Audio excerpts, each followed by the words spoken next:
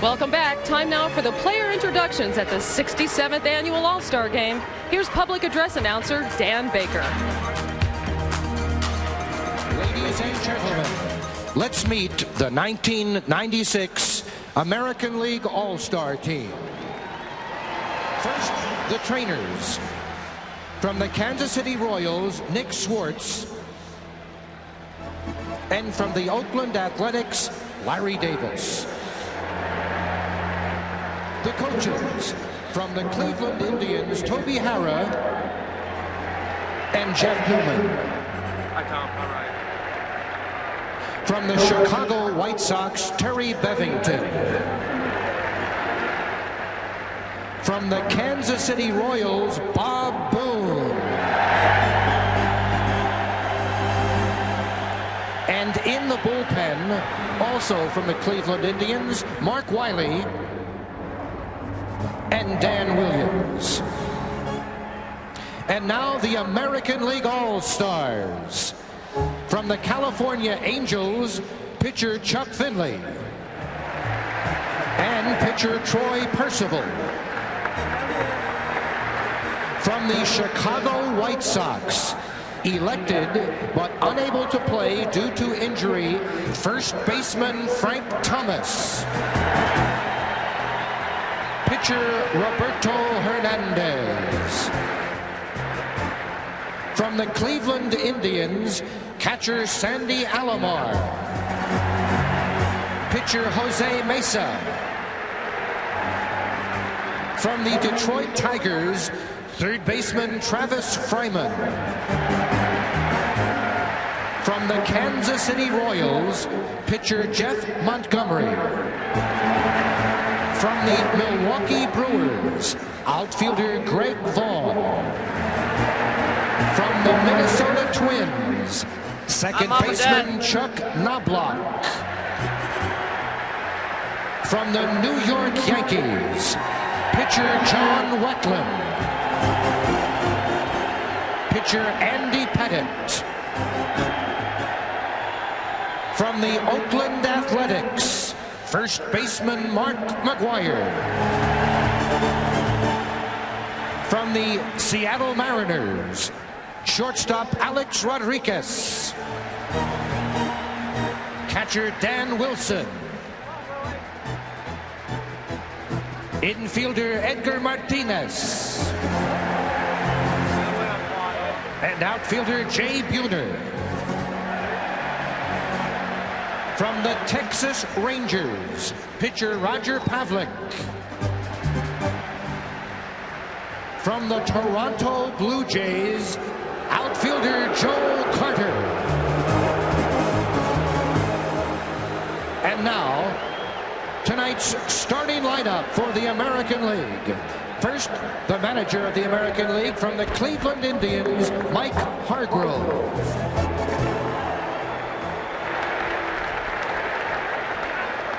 Leading off from the Cleveland Indians, center fielder Kenny Lofton.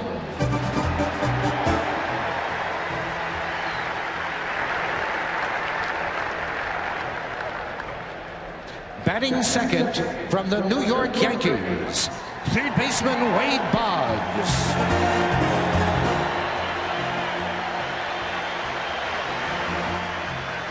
Batting third from the Baltimore Orioles, second baseman Roberto Alomar.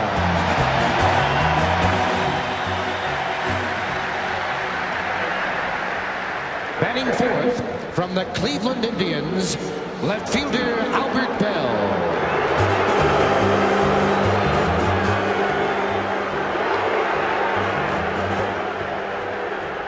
Batting fifth from the Boston Red Sox, first baseman Mo Vaughn.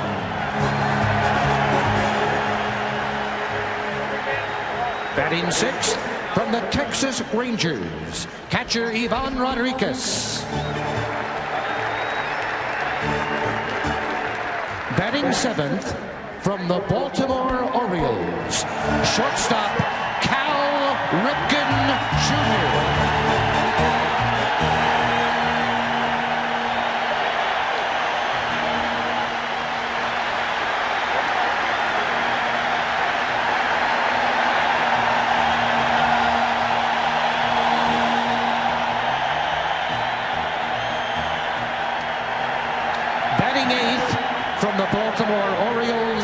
Right fielder Brady Anderson.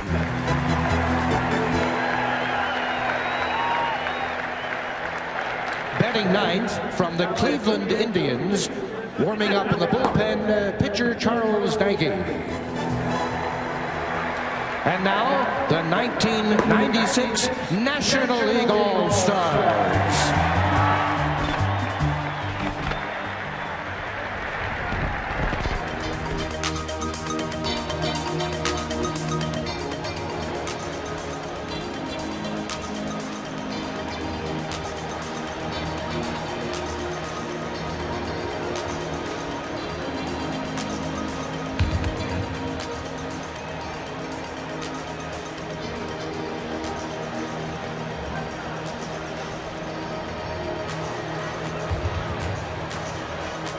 First, the trainers from the Atlanta Braves, Jeff Porter.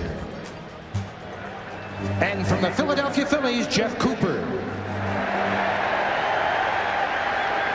The coaches from the Atlanta Braves, Jimmy Williams, Pat Corrales, and Ned Yost. From the Philadelphia Phillies, Jim Fregosi.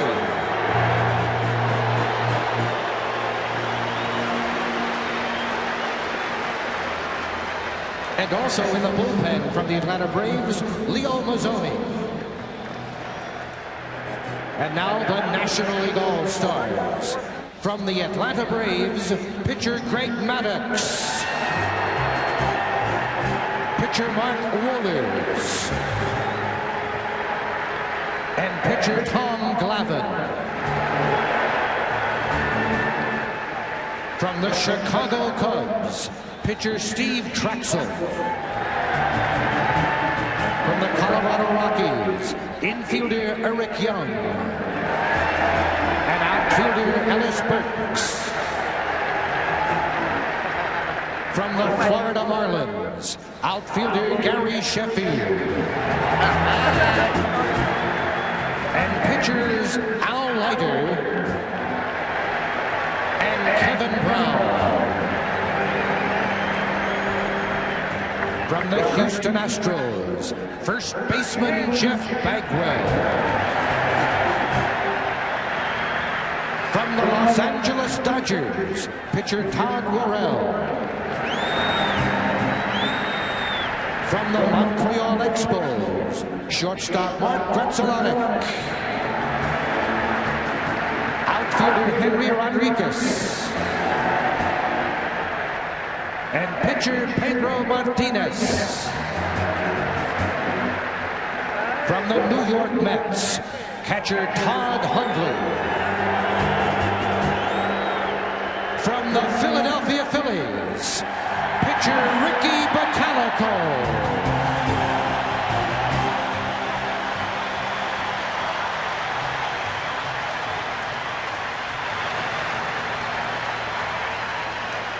From the Pittsburgh Pirates, catcher Jason Kendall. From the St. Louis Cardinals, shortstop Ozzie Smith.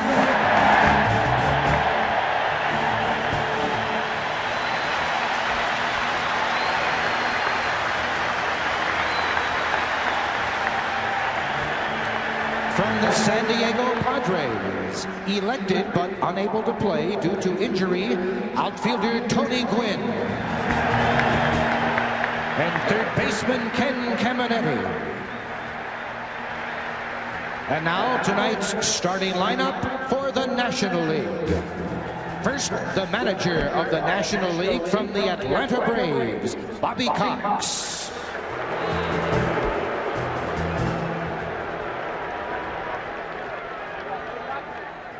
Leading off from the New York Mets, center fielder Lance Johnson.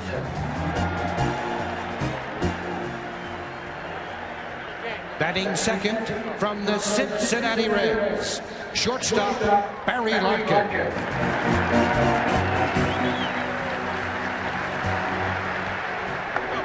Batting third from the San Francisco Giants, left fielder Barry Bonds.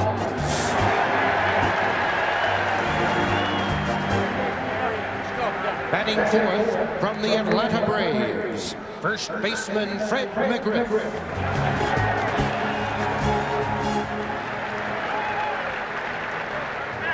Batting fifth from the Los Angeles Dodgers, catcher Mike Piazza.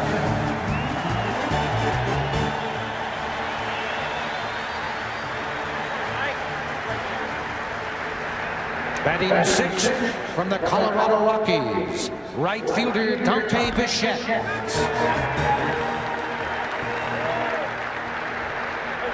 Batting seventh from the Atlanta Braves, third baseman Chipper Jones.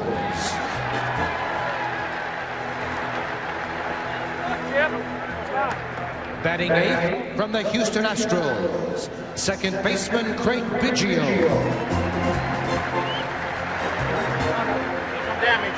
Batting ninth from the Atlanta Braves, warming up in the bullpen, pitcher John Smoltz. Ladies and gentlemen, the 1996 Major League Baseball All-Stars.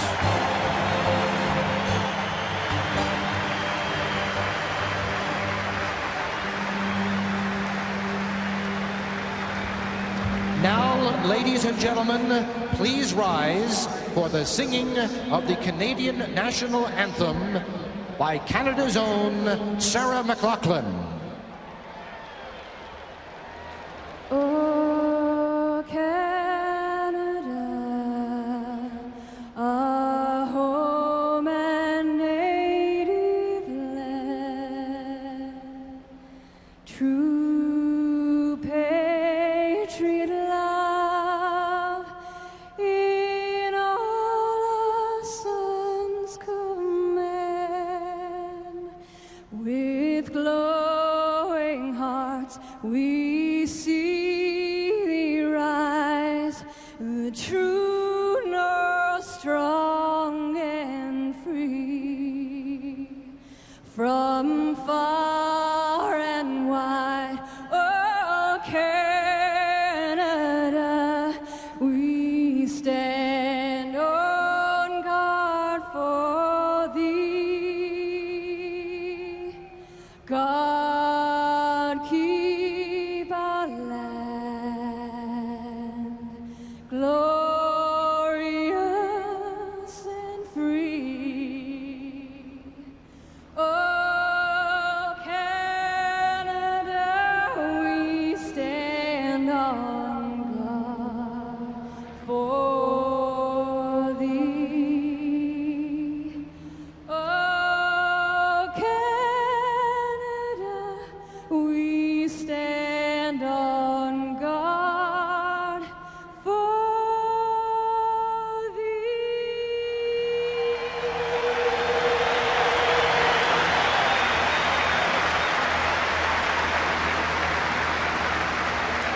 And now, to honor America, please join Kelsey Grammer as he sings our national anthem.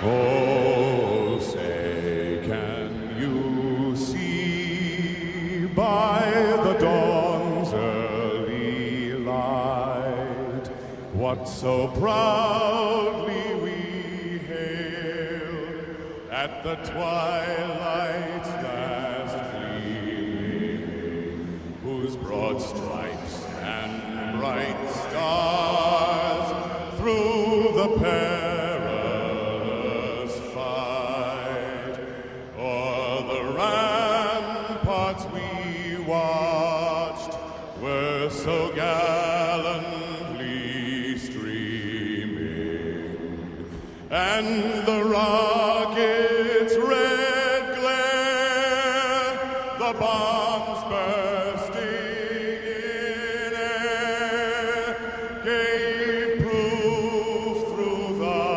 night that our flag was still there. Oh, say does that star-spangled banner yet wave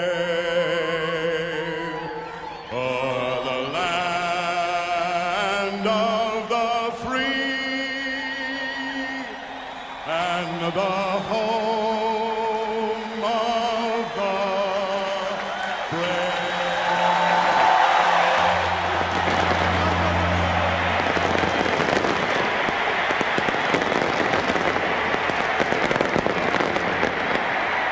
The 67th Annual All-Star Game is next. We'll rejoin Bob Costas along with Bob Uecker and Joe Morgan for the first pitch right after these messages from your local station.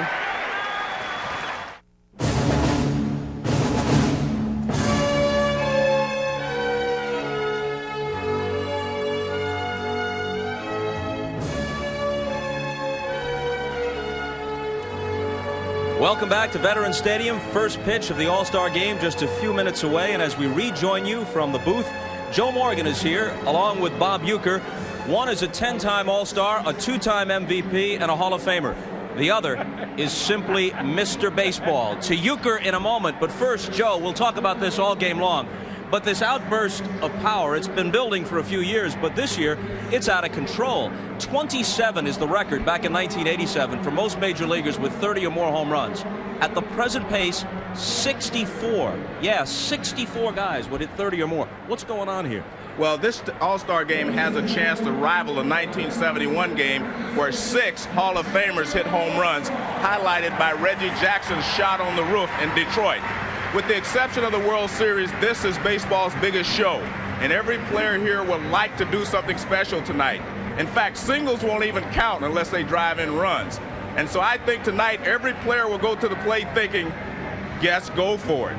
Well, that was the National League philosophy apparently last year in Texas. They had only 3 hits. All of them were solo homers. They won the game 3-2. They say that good pitching will stop good hitting, but well, there's an awful lot of hitting here. That's the story, Bob. And tonight a pair of right-handers in Charles Nagy, an 11-game winner with the Indians. He's a breaking ball type pitcher, throws a lot of off-speed stuff. On the other side, you've got John Smoltz. As a matter of fact, it's a rematch from Game 3 of the World Series last year. Smoltz at 14-4, strictly power, great fastball, breaking ball, and a split-fingered fastball to go with it. And here is the lineup that John Smoltz will face. And the change is Mo Vaughn of the Red Sox in. For the injured Frank Thomas. Thomas has a sprained left foot. He played through it in an important weekend series against the Indians and expects to be back in the lineup on Thursday when the second half of the season begins for the White Sox against Kansas City. But he is unlikely to even pinch hit tonight. He simply was introduced. So Bell will hit 4th and Vaughn starts at first base and bats 5th. The defense now behind Smoltz. Well, you'll have Dante Bichette in the outfield, Lance Johnson. You'll have Dante Bichette in right field, Lance Johnson in center, Barry Bonds in left, Chipper Jones at third, Barry Larkin, Craig Biggio, and McGriff on the right side, John Smoltz on the mound, and Mike Piazza behind the plate. And while we have a chance, here are the umpires.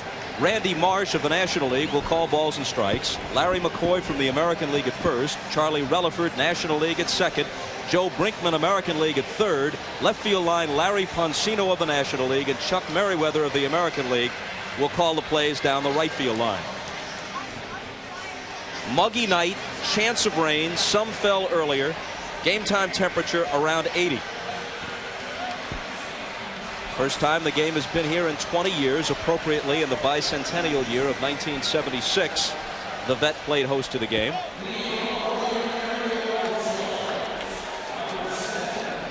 Lofton likely to lead the American League in steals for the 5th straight time.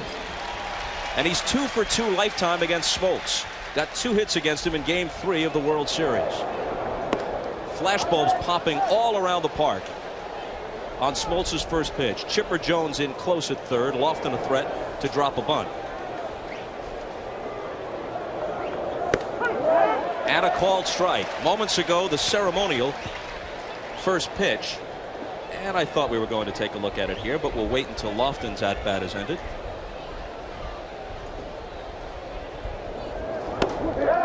One pitch. They check at third. He did not go around.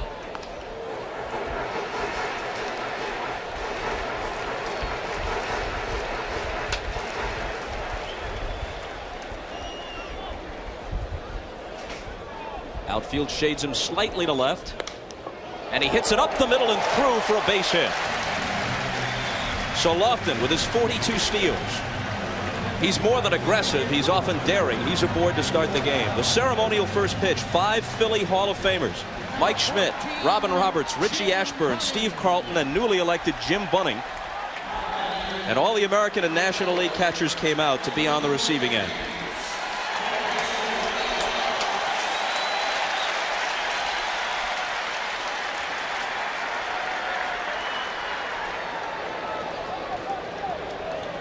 Wade Boggs now in his 12th All-Star game, 11th in succession. He doesn't swing and miss often, Joe. No, and this is a perfect situation for the American League. Lofton can steal a base, and he's very successful against Smoltz in the World Series, and Boggs, perfect #2 hitter. At age 38, Boggs hitting .331. Lofton not going, and a fastball high and away. Completely consistent, career .334 hitter, and within 3 points of that as he moves up on age 40. He needs a couple more productive seasons after this one to get 3,000 career hits.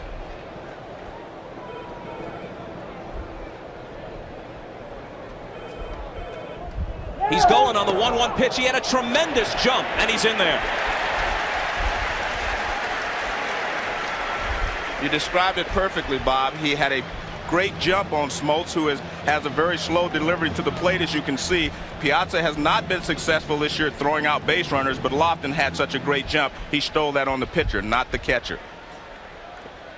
I don't think Johnny Bench or Mickey Cochran would have gotten him, but Piazza, as you say, has gunned down only 14 of 95. Poor percentage. Boggs now lifts one sky high, and Chipper Jones calls. 1 out. On the other hand, the American League starting catcher, Ivan Rodriguez, is a tremendous thrower, one of the best in baseball. Well, I put him in the class of a Johnny Bench, who Joe saw many times, and I had the opportunity to play against. I don't think this guy takes a backseat to anybody in baseball. Piazza may be a little bit better offensively, but Rodriguez, as far as catching and throwing, I mean, he's unbelievable. He loves to throw to bases, picking guys off. He can take a picture out of a jam. He's tough. He really is. He's a great catcher. A strike to Alomar, who flirted with 400, in fact topped it in early June, but he's tailed off and down to 352. Playing with a jammed ring finger on his left hand, hurt it diving head first into first base a few days ago against the Red Sox. 1-1.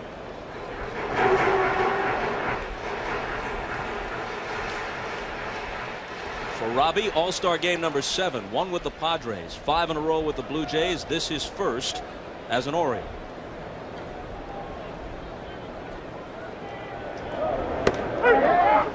Fastball making Piazza's glove pop. A ball and 2 strikes. Smoltz, at age 29, is appearing in his 4th All-Star game.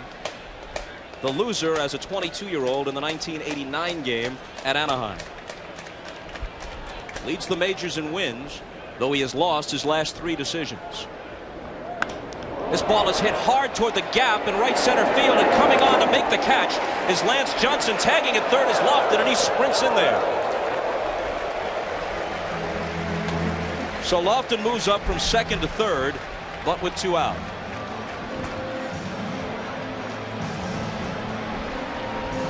Here's that little charge by Lance Johnson. You won't find too many guys who will do this. I mean, it's got to be a guy with speed who will tag and go to third. You don't want to take a chance on getting thrown out. Johnson throws the ball pretty well. He got to that one quickly, but Lofton, as you see, in there easily. And a good play by Jones to knock down that throw and stop it. Albert Bell, booed yesterday during the workout, booed during the introductions. Booed, although at lower decibels, as he walked to the plate here in the first. You would think that a guy would get tired of being booed, Bob, and maybe do something about his image. I don't know if Albert thinks he has an image. Well, outside of Cleveland, he might be regarded as the man Will Rogers never met.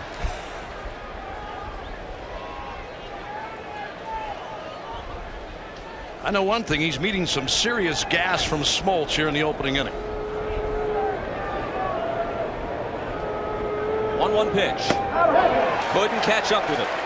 players in the National League will tell you that John Smoltz has the best stuff of all the starters on the Atlanta Braves.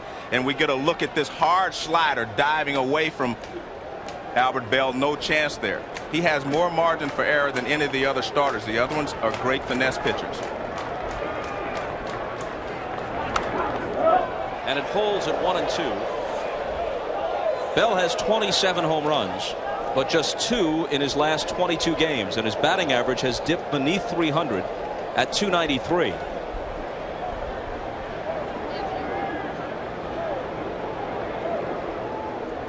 Lofton at third with 2 down in the top of the first, and another 1-2 pitch from Smoltz to Bell. Struck him out. Lofton opens with a single, steals a base, but Smoltz strands him after half an inning at the vet. No score. The National League has won the last 2 All-Star games. They lead the series, which dates to 1933, 39-26, with a tie thrown in.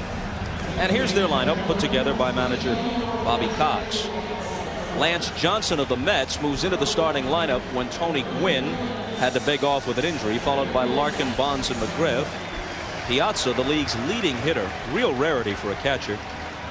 Bichette, Jones, Biggio, and Smoltz, who is, should he have to bat, a good hitting pitcher, as are most of the Braves starters. Lance Johnson leads the majors with 13 triples. Swings at the first pitch, slaps it to left. Bell comes on and can't get there. Skids to block it. Johnson speeds for second, daring play, and in there safely.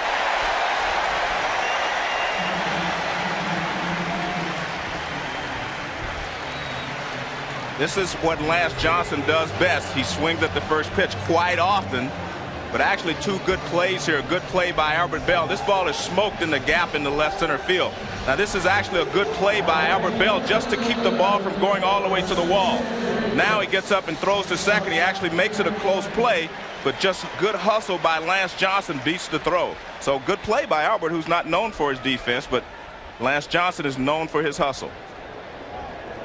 Here's 8-time All-Star and reigning National League MVP Barry Larkin. Up and in from Nagy for a ball, even as fast as Johnson is. If Lance Johnson isn't thinking extra base hit from the moment he leaves the batter's box, no chance. No chance. You're right.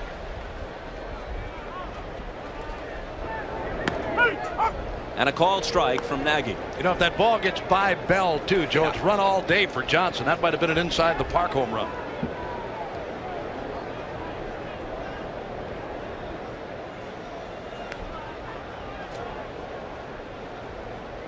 Johnson dancing off second as Nagy delivers.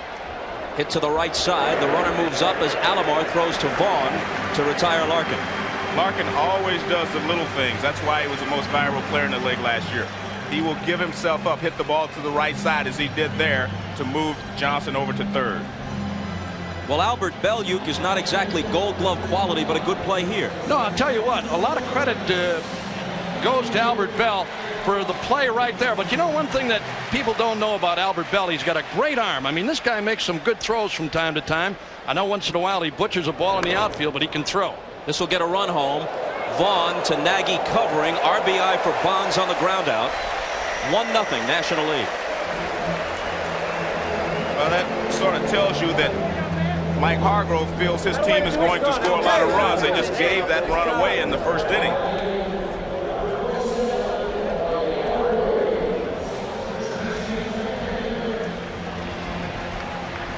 So Johnson doubles and comes around on a pair of advancing groundouts. And McGriff bats with the bases empty and 2 outs.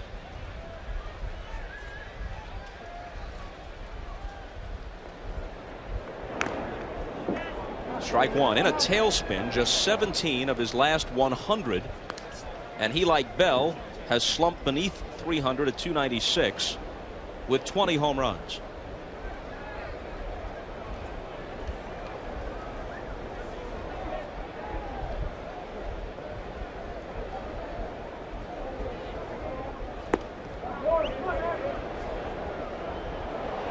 They checked at third, and Joe Brinkman said yes, he committed, so it's 0-2 to McGriff. Well, here's that last check swing, or not A check swing by McGriff and a good call by Brinkman, it looked like. We always get a second chance up here, but not downstairs. Inside 1-2. Joe, how many times have you had a check swing and didn't think you went around? All the time. Probably right? 99% of the time.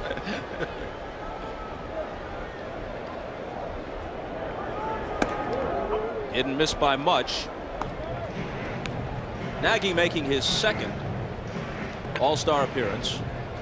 Pitched for the American League in the '92 game at San Diego. 11-2 for the year. Fastball up and in, and after being ahead 0-2, now the count is full.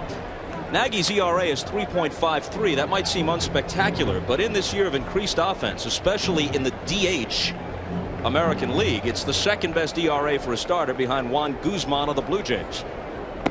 Struck him out. A run comes home, and after one, the National League leads it 1-0.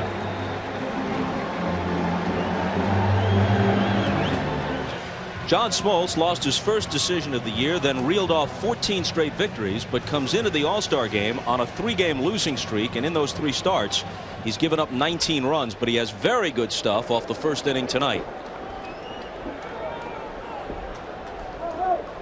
And to start the second, he'll face Mo Vaughn of the Red Sox, who rips one over McGriff and down the line for extra bases. Chased into the corner by Bichette, who gets it back in as Vaughn trots in with a double.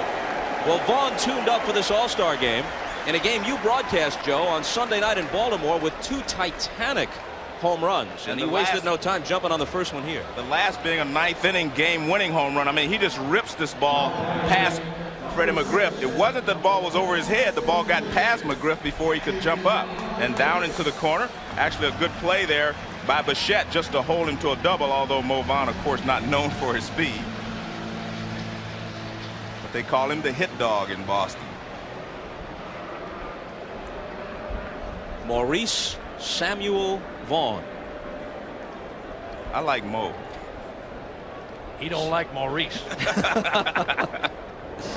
Ivan Rodriguez. At age 24, he's a 5-time All-Star, and his batting average has gone up. He's always been excellent defensively. His batting average has gone up every year. Top 300 for the first time last year, and as you see, he's at 313 now. I was talking about him earlier, Bob. He's a great young talent. He really is. He hasn't put the numbers up yet that some of the great catchers in the game have, but this guy is really something. Reaches for one, pops it into shallow right. Biggio back from second for the catch, and we go downstairs to the National League dugout. Jim Gray. Jim? All right, thank you very much, Bob Costas. A very unique and rare opportunity to talk to manager Bobby Cox while he is managing. Bobby, let me ask you, are there a lot of signals and strategy that goes on in this game, or is it more of a sandlot game? Well, it's not strictly not a sandlot game. We go over a lot of signs in our meeting yesterday. We went over, the squeeze, the hit and run, the bunt, the whole works. But, these guys are so talented, and they all such are great hitters. You don't employ too many things just to manufacture one run. But if we get late in the ball game, we may have to do that. Then, we'll do it. But this is unique. Normally we don't talk to the press during the ball game, Jim. As we see Cal Ripken Jr. now up at bat, let me ask you, is it more important to win this game, or is it more important to get everybody into the game? I told our players it's a combination. We want to win it, and this is one of the few, really, I think, professional all-star games that, where the players really go out there and battle their rear ends off and try to win, because it's just not that way anymore. In football and the NBA, it's just a little bit different. People understand that, but it's still very competitive in baseball, so we want to win it. Now, the starters can stay in for 3 innings, and then you start making some changes. Which starters might we expect to see longer? Well, John Smoltz is only going to go 2. We got Kevin Brown up now, and he's the 4th hitter next inning, and we'll probably pinch hit for sure. But this will be the last inning for John. We want to make sure we get most of the pitchers in. It's the only way we can do it. And Kevin's good for only 1 inning. He pitched last Saturday, and he can go the 1, and I'm anxious to see him. All right, Bobby, we appreciate you taking the time with us. Let's go back upstairs to Bob Costas. Thanks, Jim and Bobby. 3-0 pitch, Ripken a likely green light if he sees one he likes, but he takes a strike. Vaughn at second, 1 out, top of the second, 1-0 National League. If you're keeping track, the streak is at 22-39, and of course the All-Star game doesn't count toward it. Hit hard, left center field, but over is Bonds. Vaughn plays it halfway, and there's the second out. Uke, what was your longest streak? Yellow, right down my back, buddy. Against a guy like Smoltz, anyway, I'll tell you that. Now here's that last ball hit by Ripken, a fastball. He didn't hit it all that well. He hit it off the end. It didn't sound good when he hit it. Little fly ball to left. Bonds had an easy play for the second out. Indirectly, Bob, we see the difference between the American League and the National League. When the guy led off for a double with the National League, Barry Larkin hit the ball to the right side, moved him along where he could have scored on a ground ball. They did not do that with the American League All-Stars. They're more of a big bomb type team.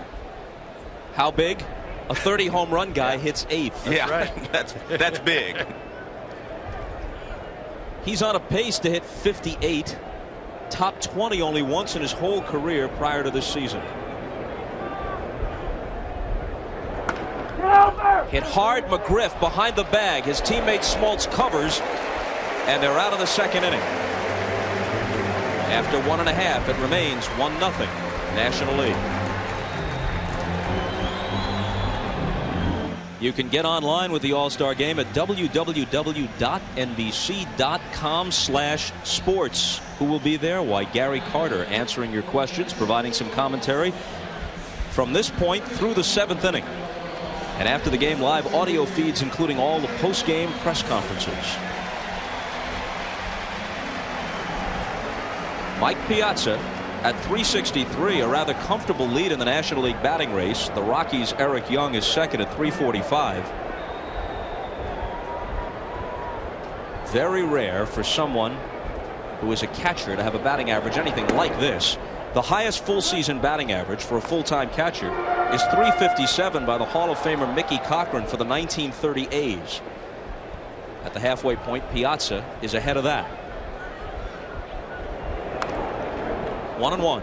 After his first few years in the major leagues, he has done more than any other catcher in the history of the game, and that includes the great players like Johnny Bench, Yogi Berra, all the great players. He has outdistanced them, all of them, his first couple of years in the game. Had a home run in last year's All-Star contest off Kenny Rogers. How many guys are fortunate enough to have Ted Williams come to your house when you're 12 years old?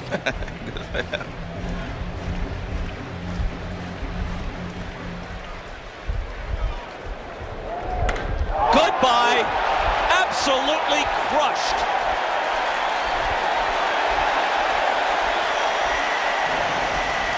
Well, Ted, if you're watching, whatever you told 12-year-old Mike Piazza, he listened very carefully.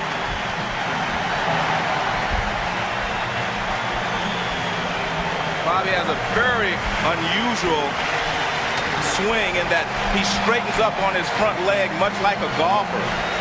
And he golfed this ball right out of here. This looked like a golf ball when he hit it.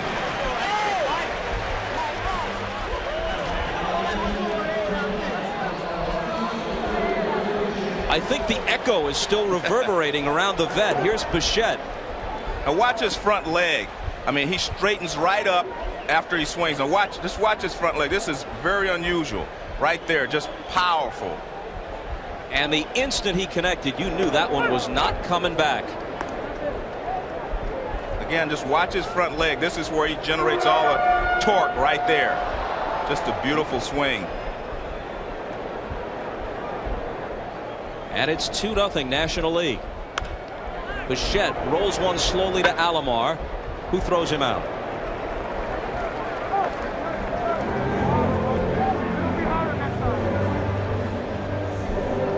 It's worth another look. I'll tell you, you're right, Joe.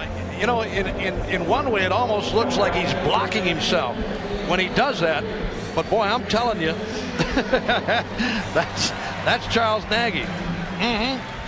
We said I didn't throw a cheap one anyway. I'll tell you what, that would have won some of the home runs that were hit yesterday. That may have won something here. That was a tremendous shot. Barry Bonds won the home run hitting contest yesterday in a Bay Area bash-off with Mark McGwire of the A's.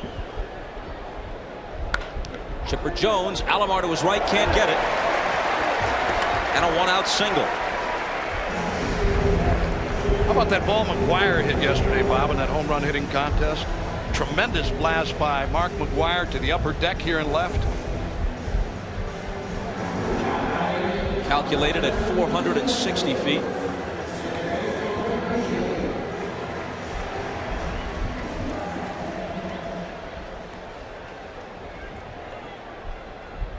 Biggio to the plate, hitting an even 300.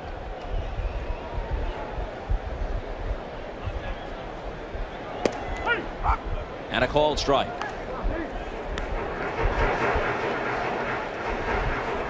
And again, Bob, Chipper Jones proves he's not awed by the big stage. In last year's World Series, he had some great hits. Now in his first All-Star game, first at bat, he just singles to center field. Nagy's 0-1 pitch to Biggio. Squibbed foul. As Bobby Cox said, he'd let John Smoltz pitch only 2 innings. The 9th spot is next, and Henry Rodriguez of the Expos is in the on-deck circle.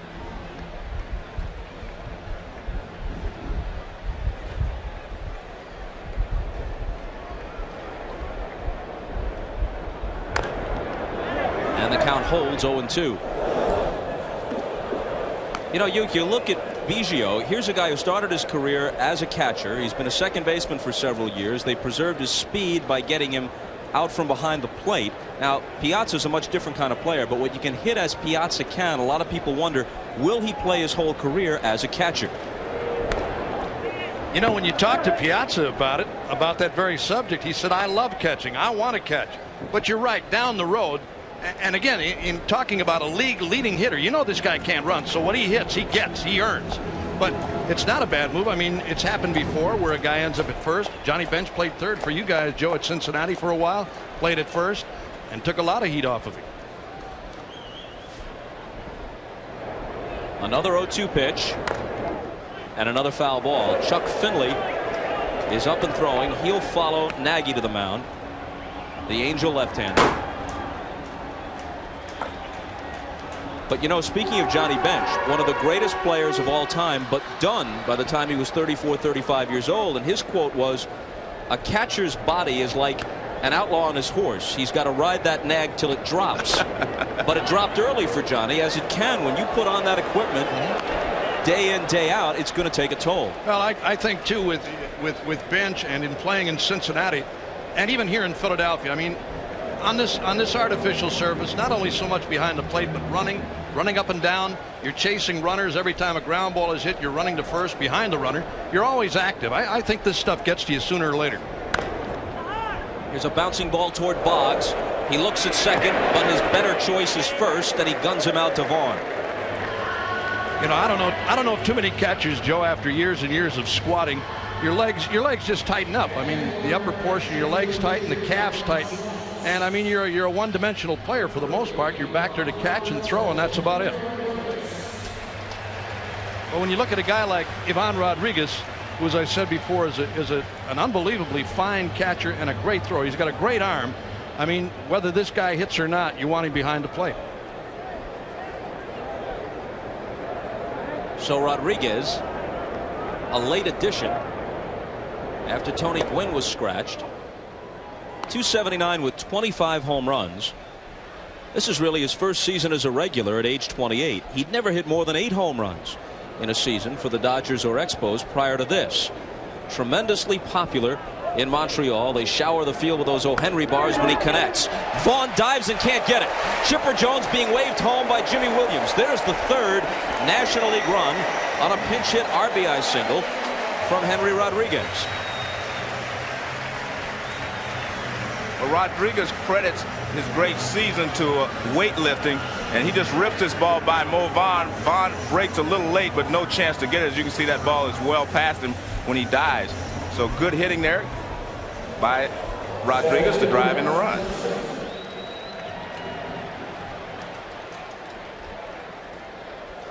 Two-out RBI hit. The inning began with a tremendous homer off Piazza's bat.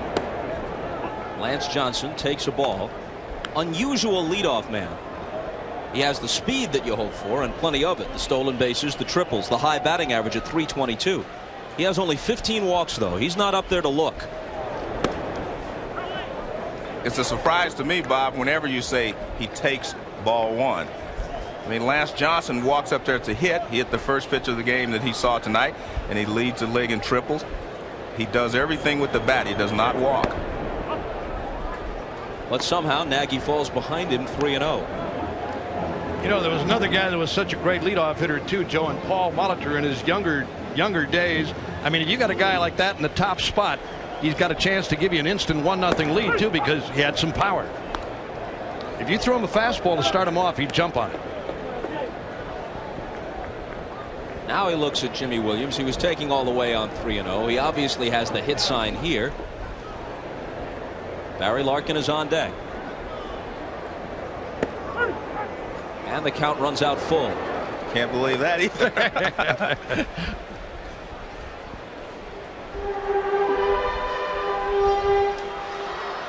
Pitcher's spot due first in the top of the third. They'll hit for Nagy, so this is his last inning. There goes the runner on the 3-2 pitch with 2 out, and he'll have to come back. So this was a reprise of Game 3 of the World Series when Nagy and Smoltz opposed each other. Mike Hargrove's Indians won that one in extra innings. Maybe the most exciting game of the series as they got back into it after losing the first 2. Neither Nagy nor Smoltz involved in the decision that night. Alomar, a busy night so far. Flip to Vaughn. Johnson's gone, but 2 more for the National League. After 2, 3-0. New pitcher for the National League, Kevin Brown of the Marlins, formerly with Texas and most recently with the Orioles. Pitched a scoreless inning and won the 1992 game for the American League in San Diego. It's a crime to pitch this well, to strike out 79 and walk only 16, to have an ERA under 2 and get only 7 runs in the 7 losses and be just a .500 pitcher. It is unbelievable. I mean, he has pitched so well this season, but the Marlins have trouble scoring whenever he's on the mound. They have trouble scoring quite often, but especially when he pitches. Good sinker, slider, but he has an overpowering sinker. It's a heavy sinker, but he has a good slider to go along with it and an occasional changeup. Edgar Martinez,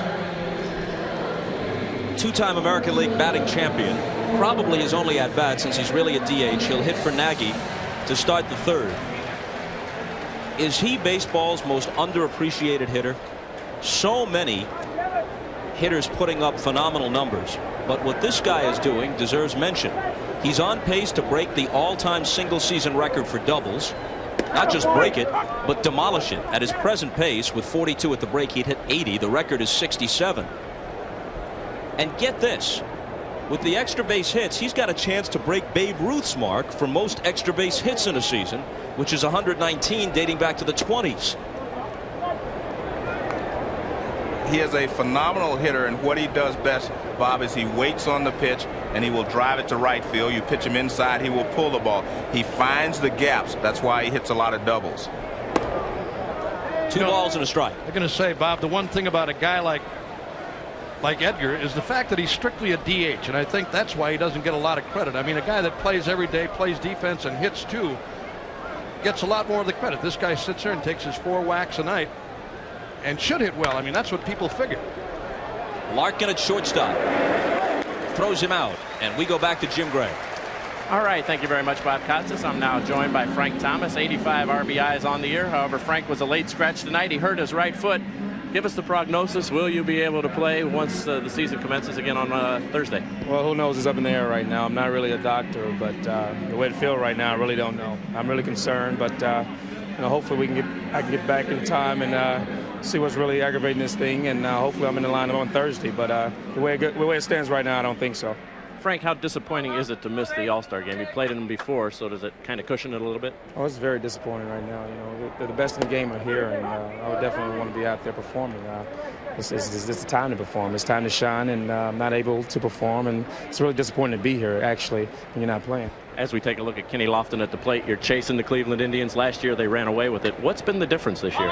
Why are you guys so much closer? I really think the key acquisitions are the veterans that we have now. These guys have brought a new attitude to the clubhouse, and they've all done their part, and they've helped pick this team back up on its feet where it was a couple years ago. So, we got a whole new style of ball with Terry Beverden as the manager, and we're having a lot of fun, and hopefully we're going to make something happen for the rest of the season. All right, Frank, we hope you feel better. Thanks for joining us. Thank you, Jim. All right, back upstairs to you, Bob Costas. Thank you, Jim. So if Michael Jordan had stuck with baseball, he could have been, in theory, a teammate of Frank Thomas, since he was in the White Sox organization. But this guy, Kenny Lofton, was a teammate of the Bulls' Steve Kerr. Lofton, the sixth man at the University of Arizona when they went to the Final Four in 1988 for Lute Olson, but decided to go the baseball route. I think he made the wise choice. Singled and stole a base his first time up. And the count holds at 2-2. We're in the top half of the third. The National League leads it 3-0. Here's a guy, in difference to what we see in a Lance Johnson. Here's a guy who'll go up there and take a walk from you to reach and get on. He's got a little power. He's got 6 home runs. He'll pop one every once in a while. Oh, I love this guy's game, Uke. 3-time Gold Glove winner. Tremendous arm. You look at him and he's kind of a wiry guy. You wouldn't think he throws as well as he does. And when you consider that he's got to cover a lot of ground at Jacobs Field with Ramirez on one side of him and Bell on the other, he's just a tremendous player. He really is, and one of those guys that's a great leaper. You talked about his basketball ability. The other day he almost made another unbelievable catch going way over the wall in Cleveland, up on top of that center field wall. The 3-2 pitch. Fouled it back. Here's something speed does for you, Joe. Even with a good pitcher like Brown, who's got the great sinker and the good wicked slider, if you're Kenny Lofton, given your speed and you're sitting 3-2, you can afford to think fastball. Exactly, because he cannot afford to walk you here in this situation, because he knows a walk is like a double.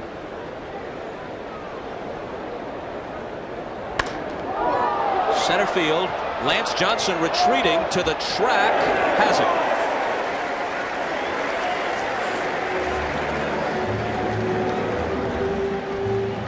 And with this shot, we tell you, Anheuser-Busch's aerial ambassador joins us tonight, the Bud 1 airship, providing the beauty shots, as we call them, at Veterans Stadium.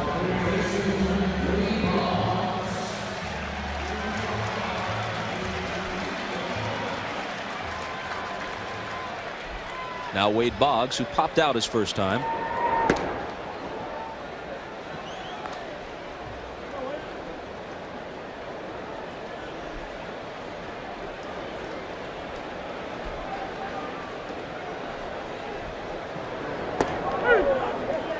One and one. The last time there was a power explosion comparable to this in baseball back in 1987, Boggs changed his style a bit, hit 24 home runs.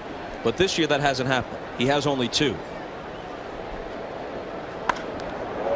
And that's what he usually is looking to do. Slicing this one foul, though, but to take that pitch to the opposite field with that inside out swing. You're right, that's his style, but he made a point in '87 to show people that he could hit with power if he wanted to. Now watch how level his bat stays through the hitting zone.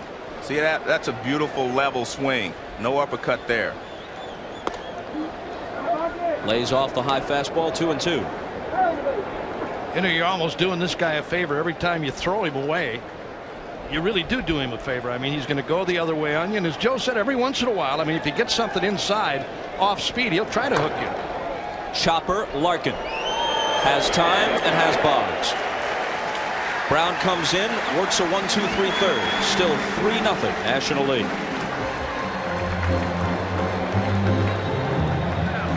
We have a mic on Bobby Cox, and we'll listen to his reaction as Wade Boggs slices this one foul on a pitch from Kevin Brown. Damn, Boggsy can't get around a fastball or a changeup.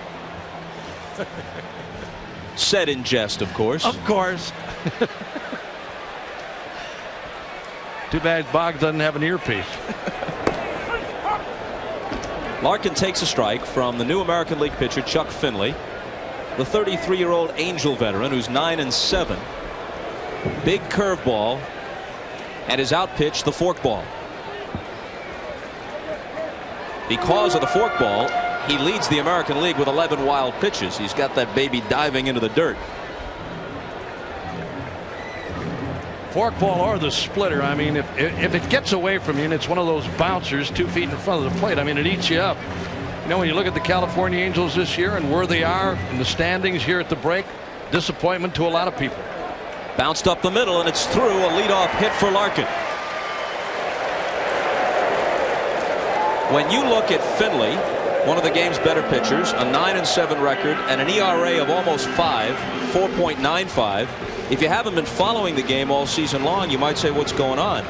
The overall league ERA in the American League is 5.10. If that holds, it's the highest league ERA in either league in this century.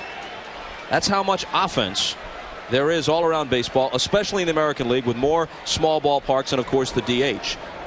And a different approach, less emphasis on speed, more on power. That's the surprising thing about hitting today, Bob. Not only the long ball, everybody's talking about the long ball, the amount of home runs that are being hit. How about the batting averages of not only the big guys, the power hitters, but everybody? You're looking at guys hitting 35 and 40 home runs, hitting 340, 350. That's the thing. I mean, it's pitching overall. I mean, every once in a while, once out of maybe every 3-4 days, you're going to see somebody who you're going to have a tough time against. But those other 3 days, as Joe well knows, those are the guys you got to get well against. 2-0 pitch to Bonds, and Vaughn can't get this. He deflects it a bit.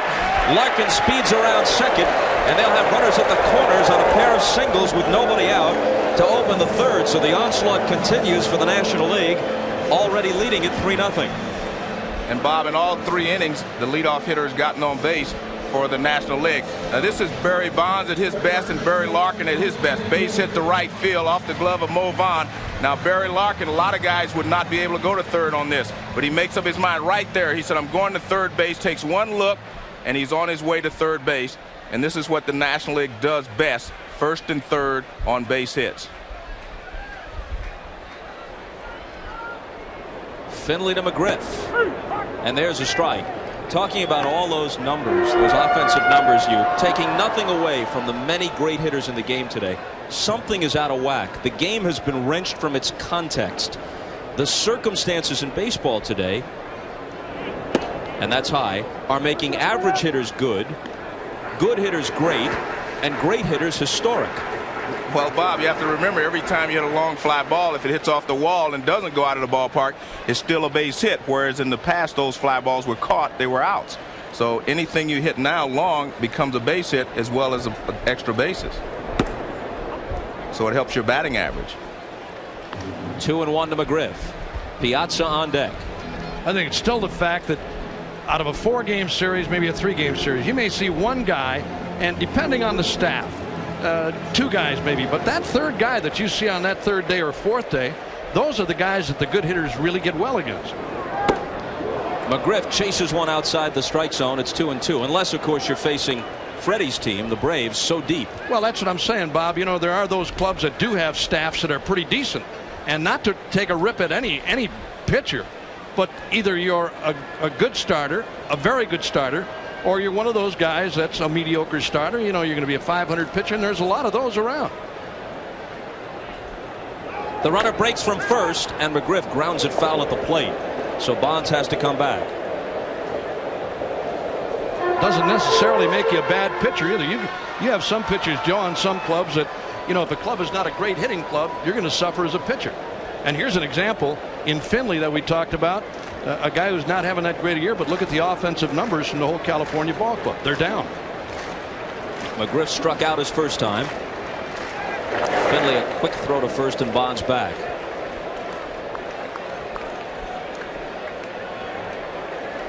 Well, there's the obvious dilution of pitching because of expansion. The smaller strike zone, the smaller ballparks.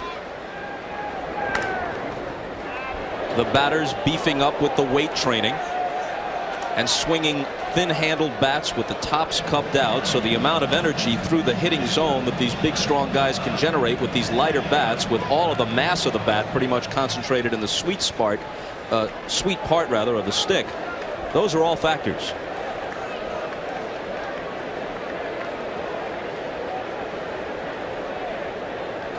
Bonds goes again. Called strike 3. Throw from Rodriguez. He got him. He has thrown out almost half of those who have tried to steal against him. And this was the best possible scenario for the American League. McGriff fans for the second time. Bonds is cut down, and Larkin holds third. Not a good play, in my opinion, for Barry to try to steal with Rodriguez behind the plate and the left-hander on the mound. Because what you do is you take your team out of a possibility of a big inning. Even if McGriff was to strike out, you would still have Piazza up there hitting now with 1 down and runners at first and third rather than 2 down and a runner at third. This is a tough pitch to throw on, but you see why Rodriguez is one of the best throwers in baseball. Gets rid of the ball very quickly, even on a pitch low and in to the left-hander. I tell you, he's got a great arm. He really does. I mean, he loves to throw.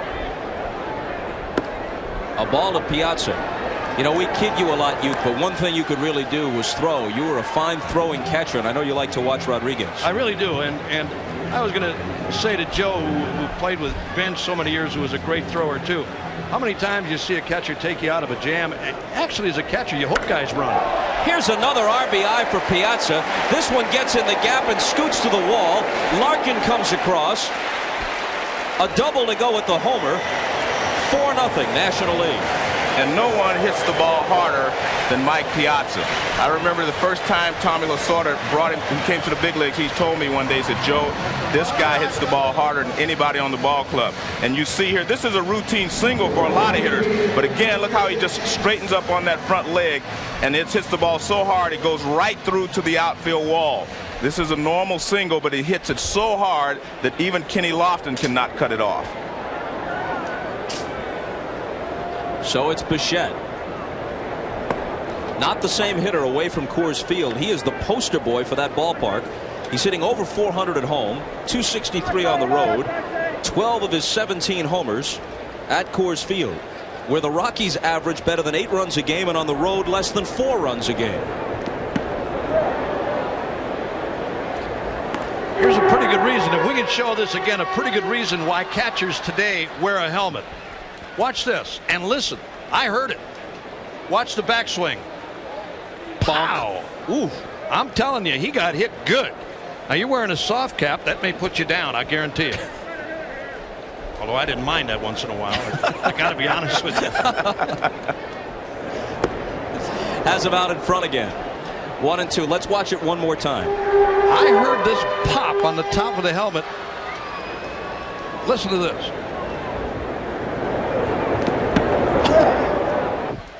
Didn't even faze him. You got to be a dog to be a catcher. Well, they don't call them the tools of ignorance for nothing. I'll tell Pudge you said that. He loves you. But you know, the pay for all that misery is so much better than it was in your day. Oh yeah, you're right. But I mean, we were dumb back then. We didn't want to wear helmets. I mean, how dumb were we? Didn't want to wear the extension on the mask, you know, that down below to cover your chin and protect you down there. Here's a guy, Rodriguez, too, one of the few guys that wears that protective pad over the right shoulder. There you see him. He's right in there. Benched 10 times. What a player. Bob Boone, who's here tonight as a coach. Full count to Bichette. Well, we've seen each catcher at his best. Rodriguez is a fine hitter, but defense is really his strong point. He throws bonds out trying to steal. Piazza, a great hitting catcher, launches a tremendous home run and then doubles home run with a shot into the right center field gap. The 3-2 pitch struck him out. But the National Leaguers have scored in every inning. They lead 4-0. Back after this from your local station. Darkness has descended upon Philadelphia, and dark days as well for the Phillies. The last time they hosted the All-Star Game back in '76, they were at the beginning of a run of 3 straight NL East championships and 4 in 5 years, capped by the World Championship in 1980.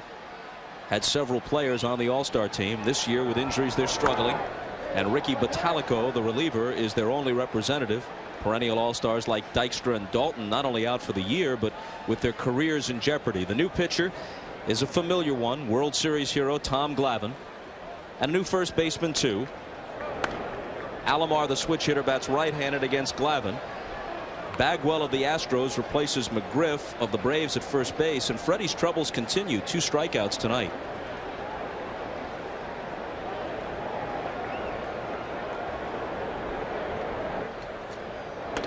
Alomar reaches for it, rolls it to Chipper Jones. It comes up on a nice hop, and he throws him out.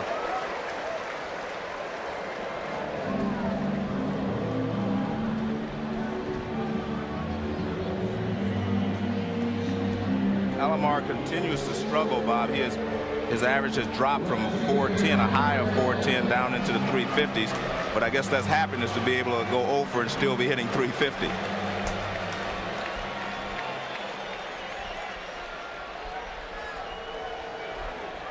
Bell struck out against Smoltz his first time up. So he comes to the All-Star game, and the first two guys he has to look at are nightmare reminders of last October. Smoltz and especially Glavine, who combined with Wohlers on the one hitter to end it in Game 6. And Glavine immediately starts to pitch him away, as he did last year in the World Series. Try to stay right on the outside corner, try to get ahead, and then throw a few changeups. The 2-0 is in there. Of course, Albert in Game 5 went outside with the pitch and took Maddox deep to the opposite field. I'm just going to say, Bob, you keep throwing him away. I mean, if it's something close off the outside corner, he'll make up his mind and go that way. He's got tremendous power all over. 3-1. When you talk about the pursuit of Roger Maris, whether it's Bell or a healthy Griffey, Brady Anderson, Mark McGwire, whomever it may be, of course, we never know what might have happened had 1994 been played to completion. Full count. But this much can be said. Maris's record has now stood a year longer than Ruth's did.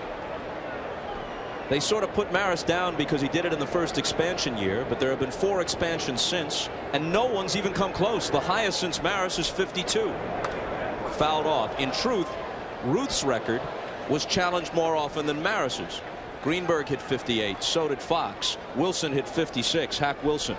Kiner made a run, Mantle made a run. No one really has gotten into September truly flirting with Maris's mark.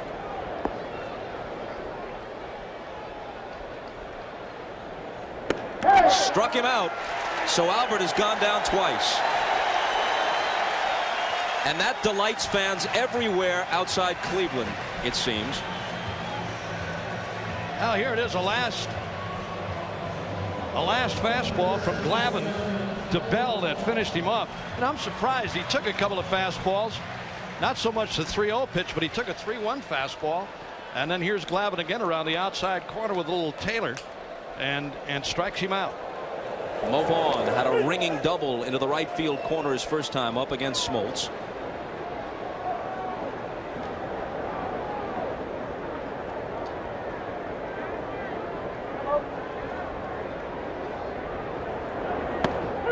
Since Vaughn's double, 8 straight American leaguers have been retired. You know, you almost look at a guy like Glavine here, Joe, and he says to you as a hitter, until you show me you can hit it, I'm going to keep throwing it to you. Yeah, but he changes speeds. One fastball's 89, next one's 85. And all 3 of these pitches have been fastballs to Vaughn, as we see Ricky Bottalico warming up in the bullpen, but they've all been 3 different speeds. 2 out, nobody on, 1-2 pitch. And it holds there. It's hard to imagine a better pitched game under pressure than the one Glavine turned in Game 6 of the World Series. They had been up 3-1. The Indians had an emotional victory at home to send it back to Atlanta. The Game 7 matchup would have been Nagy against Smoltz, and the Smoltz of last year was not the Smoltz of this half season. Biggio to Bagwell. A couple of Astros combined to take care of Vaughn, and it's another quick inning for the American League.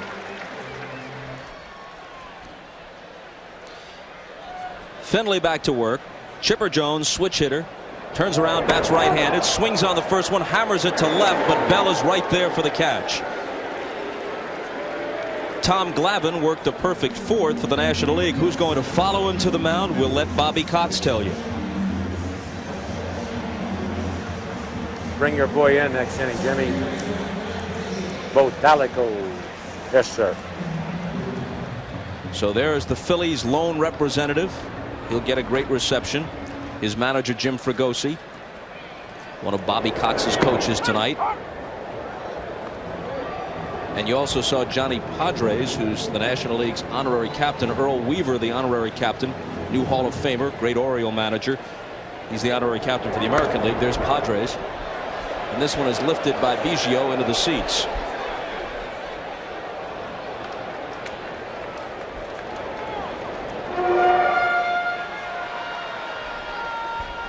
When they brought Bagwell into the game along with Glavine, they hit Bagwell 9th, so he's next. And Glavine is in the 4th slot, vacated by McGriff. Still 0-2.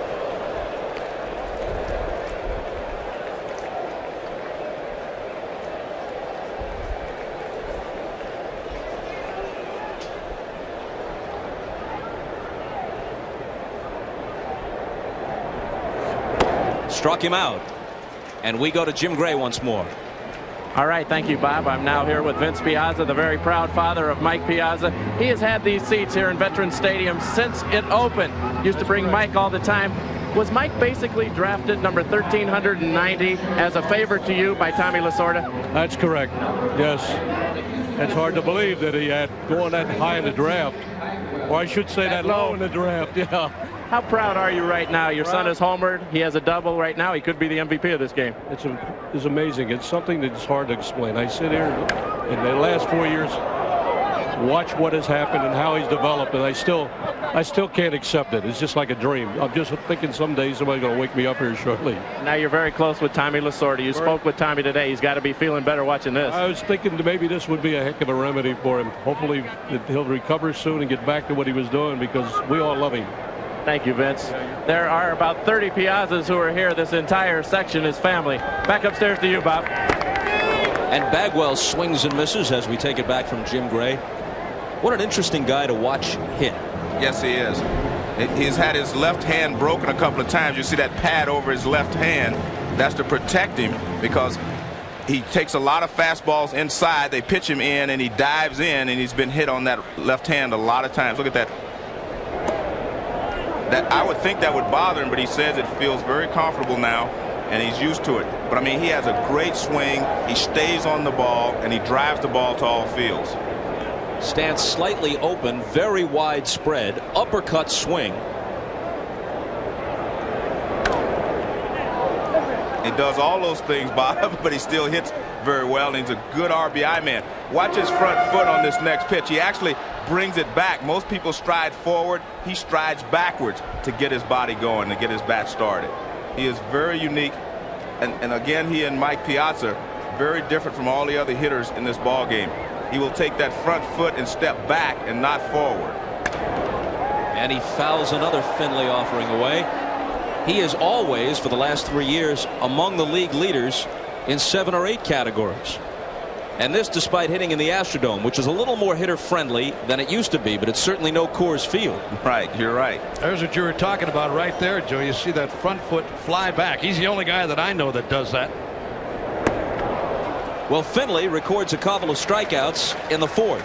And this is the first inning in which the National League has been blank. They lead it 4-0.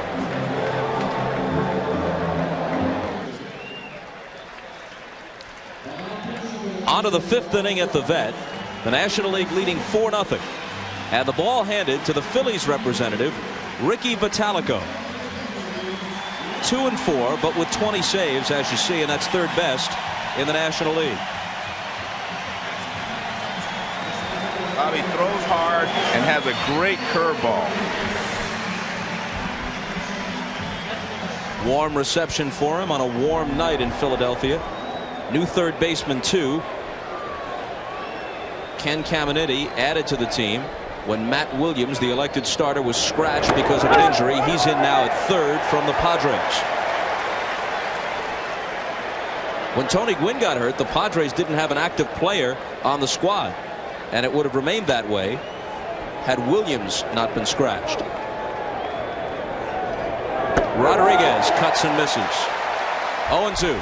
This guy was one of the most excited guys in this ballpark yesterday. Bottalico in the clubhouse, watching him, Joe, walk around and look at all the other players and talk and meet some of these other guys, not only national but American leaguers too.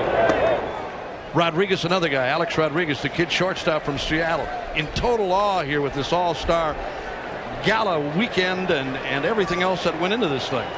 Weekend prior to it, 3-day break, everybody excited here. Talico's 1-2 pitch. Struck him out. Auspicious debut. Well, Joe said he had a good breaking ball, and that's what I think it was on Rodriguez. Got an excellent curveball. He popped a couple of good fastballs on him, and here's the last pitch. Breaking ball down low and away, and he chased it.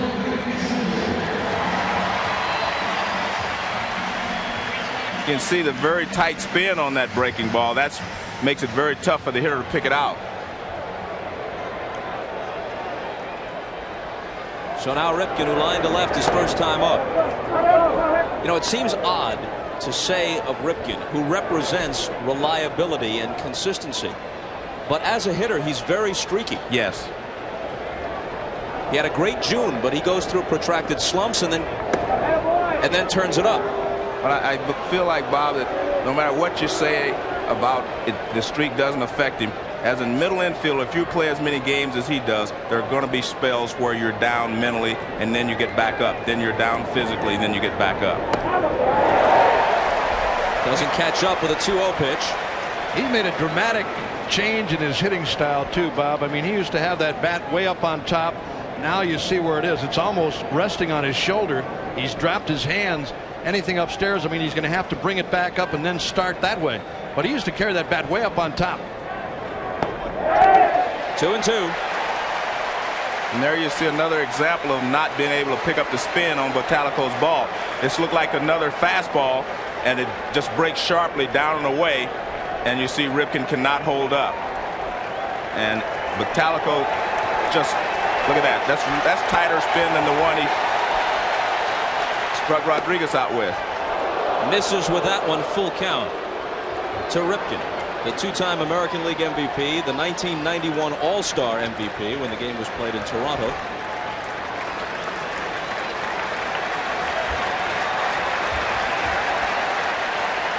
The Talico fanned Rodriguez. And Ripken lifts this one to left. Barry Bonds over toward the line and calling. There's the second out.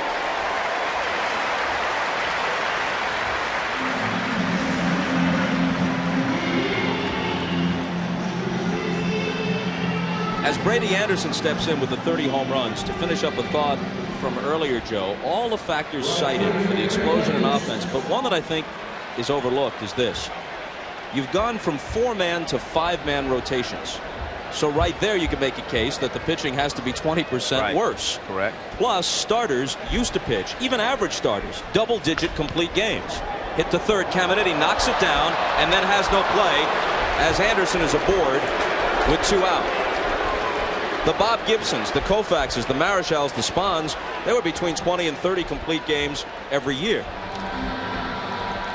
Now here it is again, that little slicing bouncer hit by Anderson kind of handcuffed Caminiti, a ball that he should have made the play on.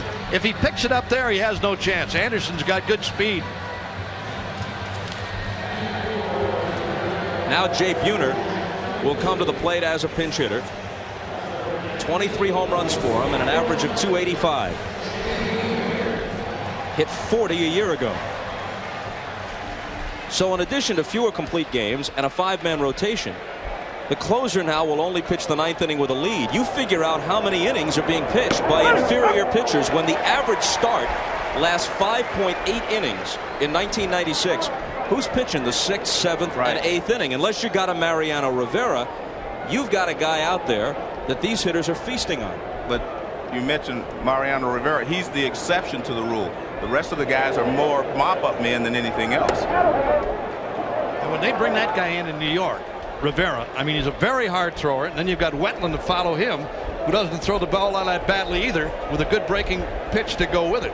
I mean, that's a great 1-2 punch. When they had Righetti and Ron Davis there, Bob, it's similar to that situation. Yeah, Davis is a setup man. Anderson is running. Buhner lines it to center, but Johnson with the speed gets there for the catch. At first, he didn't apparently realize how many outs there were.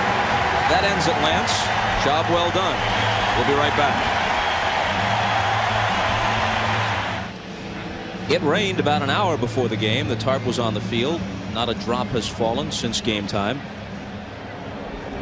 Jay Buhner, who pinch hit and lined to center, stays in the game. occupying the 9th spot in the order, and in right field now with Brady Anderson out for the American League, and Roger Pavlik is the new pitcher. Lance Johnson facing him, fouls the first pitch off. Pavlik of the Rangers is 11-2 with an ERA of 4.82. He leads the majors with 6 complete games. That'll also make the seats.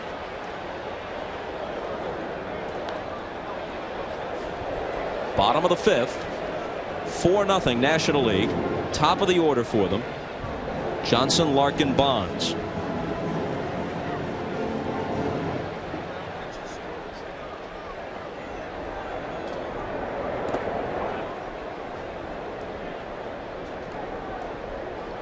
One and two. Getting back to what you were talking about a moment ago, Bob and Joe, I don't know where this quality start idea came from, but as you were talking about, hit to right center field. They better cut it off with Johnson running, and Buhner does. So Johnson's now 2 for 3, a leadoff single here, and we check again with Jim Gray.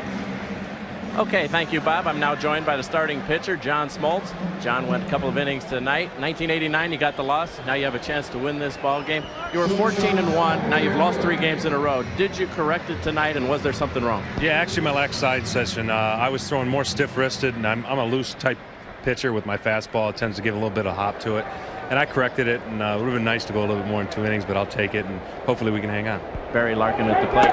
Let me ask you this, as we have a stolen base out there right now by Johnson. Let me ask you, John, would you have liked to have gone longer, and could you have worked some more kinks out? Yeah, that's the big thing. You know, you can work things out on the side, and even in my last game, I would have loved to have gone more innings just to work things out in a game situation. And the first 2 innings, I didn't like the way I started with giving up a single and a double, but after that, it was great. Now, Greg Maddux pitched today with you in practice. You said he had some problems. Is there going to be a problem with him, and might he not be able to get back into the starting rotation with his injured toe? No, it's just a little sore dragging, and the more he does it, the more he works, the more sore it's going to be, so he'll be fine next start. John, congratulations. Great outing. All right, thanks a lot. Let's go back upstairs to Bob. Jim, thanks. Larkin flying out to Buhner and right. Johnson holding second after the steal, and Bob Uecker to finish his thought. Well, I was talking about quality starts. I don't know who came up with the idea of 6 innings being a quality start, because years ago, I mean, that was what your contract, I should say, was predicated on the next year. I mean, that was a big item. How many games you finished, how many innings you pitched. Those guys like the Perrys and Gibsons and Maloney's, Joe, that pitched the 250, 260 innings every year, man, it was unbelievable. But today, 6 innings and it's bullpen time.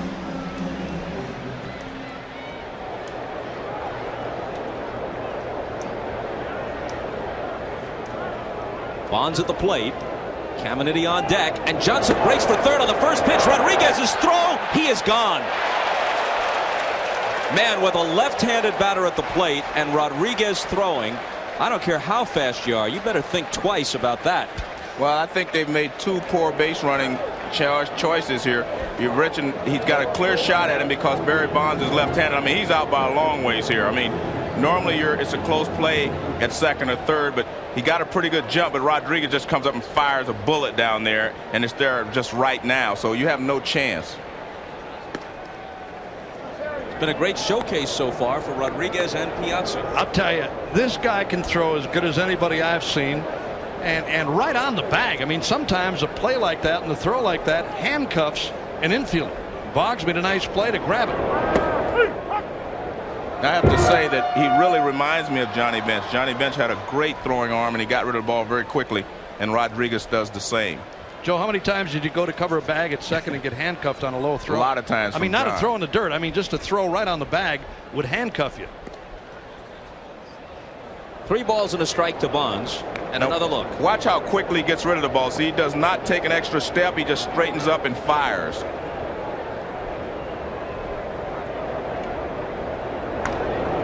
Full count now. Bonds has an RBI ground out and a single. Came into the game hitting .301. He was sizzling in April, had 11 home runs in the season's first month. He's at 23 at the All-Star break.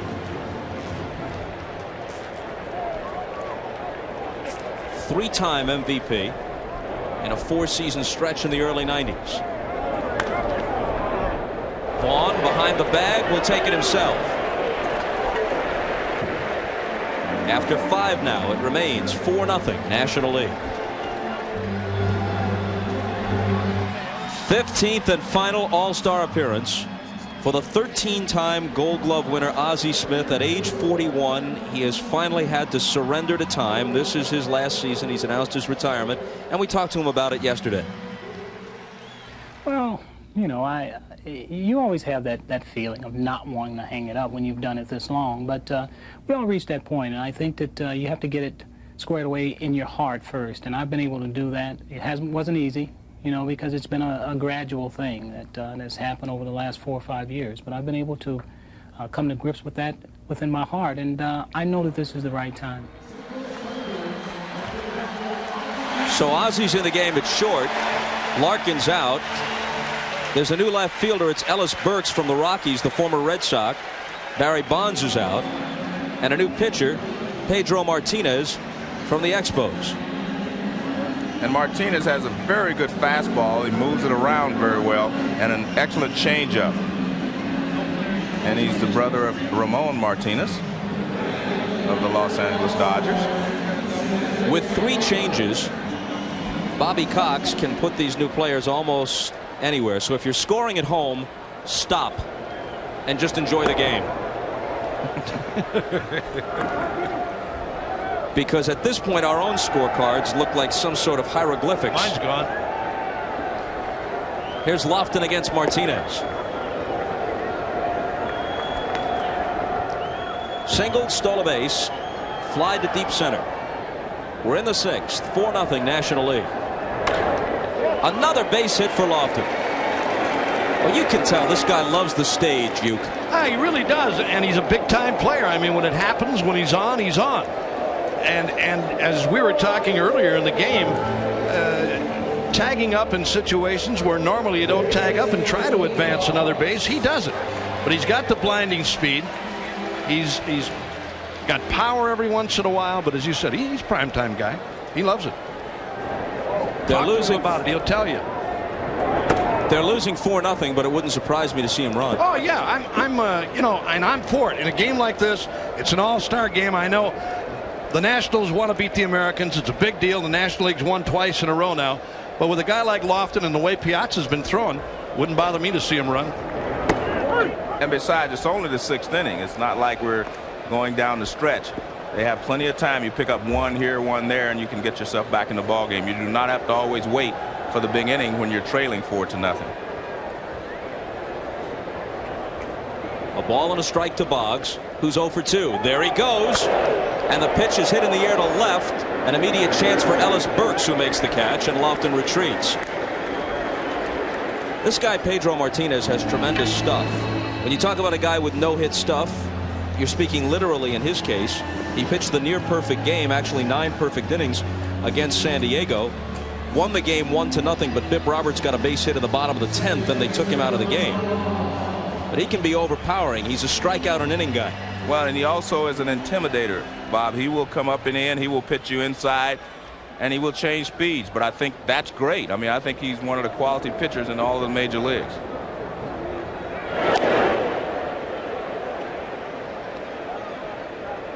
That's probably the only thing you won't see in an all-star game is the up and in pitch. I mean, where somebody is really going to move somebody off the plate with something tight under the chin.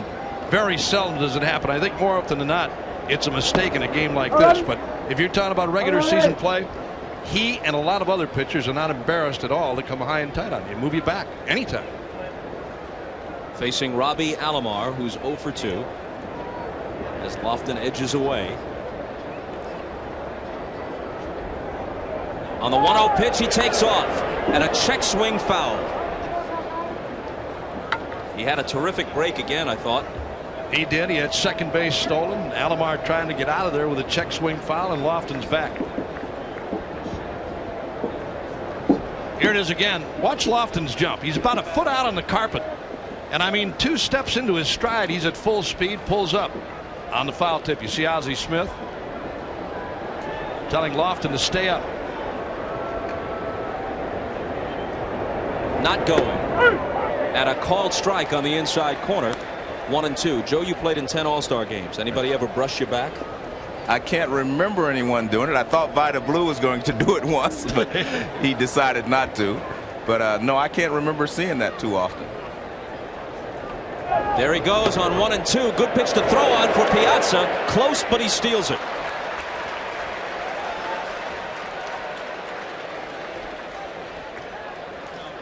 Well, he got a good jump on Martinez. Martinez has a big leg kick. See how high he lifts his front leg? That gives the base stealer plenty of time to run. Lofton actually slows down because he knows he has it. And really, not a bad throw there by Piazza, but no chance. You see, he knows right away he's got it because he got a great jump.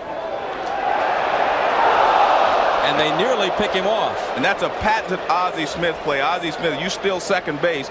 He kind of starts to talk to you and walks over towards you, and then he tries to pick you off. And that's exactly what he did. I was watching him talk to Lofton, and then he tries to pick him off. He tries to block him off the bag, as you can see there. But that's what Ozzie Smith does quite often. 2-2 pitch. Chopper. Ozzie. In between hop. Quick throw. Safe. Alomar beat it.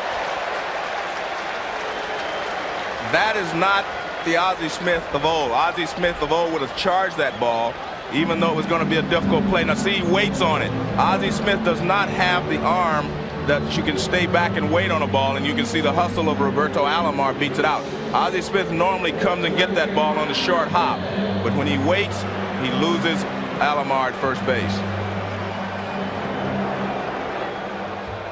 No one has ever played shortstop regularly in the major leagues past the age of 40. Ozzie is 41. And he'll be in Cooperstown in 5 or 6 years. Albert Bell with the American League now having a chance to get back into it with one swing. First and third, one out, top of the 6th. They trail 4-0. And one more, that no one has ever played it as long as Ozzie or as well as Ozzie. Is he the best you ever saw? The best.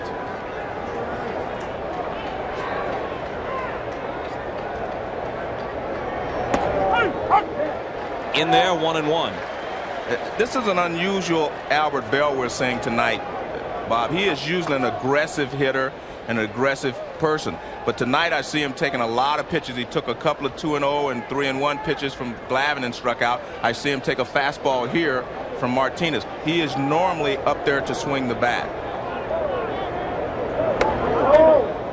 That's another one go by, 2-1. Say, if you're taking breaking balls, it's a different story. But when you're ahead in the count and guys are throwing fastballs to you and they're right down the pipe, I mean, really in a great hitting zone for you, and you're taking, it's not really Albert Bell. You're right, Joe. I mean, he really is aggressive. Check swing foul. You know, not to belabor it, we'll drop it after this. It is a shame about Albert Bell. He is a great hitter. He has a chance to have not just an all-star career, but an historic career. He is smart, he is driven, he is dedicated. And those who care about him, instead of being apologists or offering tortured defenses, should be urging him to get help for his obvious problems so it isn't a blight on his career. Can't catch up with the high heat and goes down swinging. That's just what it was for Martinez, a fastball upstairs out of the strike zone. And I mean, you got to be awfully quick up there. He got the hat trick, Joe. That's his 3rd strikeout. And this is Martinez at his best. When he gets ahead of you, he will get you to chase the fastball up and out of the strike zone or the changeup out of the strike zone. So now Vaughn. Bell striking out for the 3rd time and leaving 2 men stranded.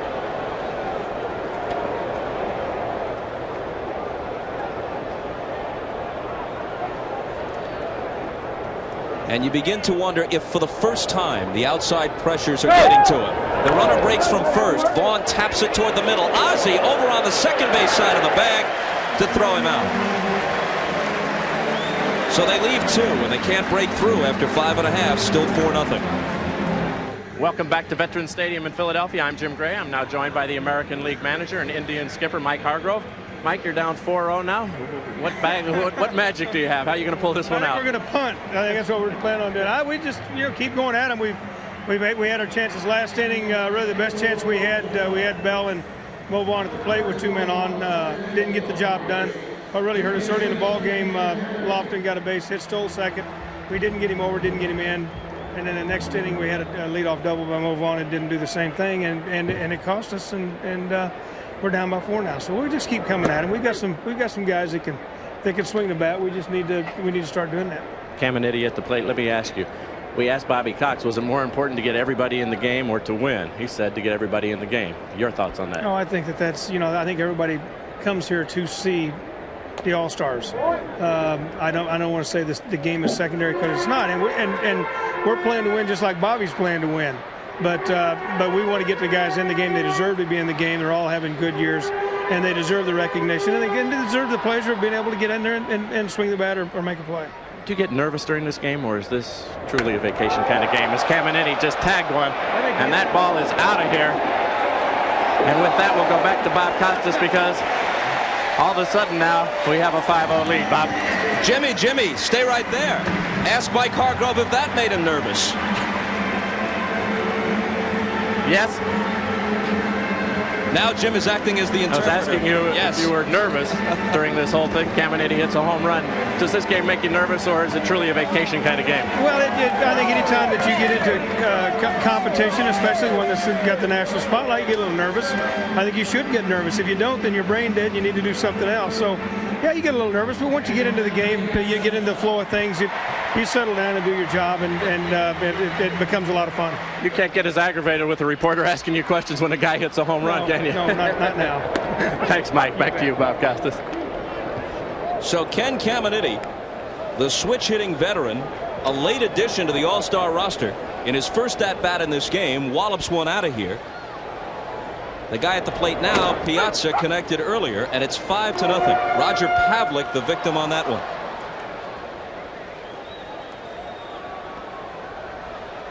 Isn't that interesting? No player. Think of all the great ones through the years. 60-plus years of the All-Star game. None of them ever had 3 extra base hits in a game. Piazza has a homer and a double. This is his third at-bat. In a way, it's hard to understand, Bob, but on the other side, you've got guys who only play maybe 3-4 innings, maybe don't get enough ABs to really take a whack at it, with the exception of maybe a catcher. You see, the catchers, I think, probably more often than not, are the guys that hang around longer than another player, another position player.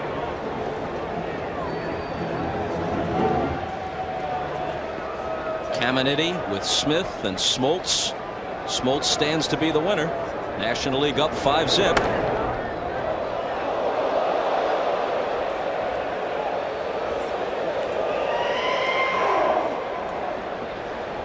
The Padres started the year on fire. Then they hit an awful slump, and now they're inching back.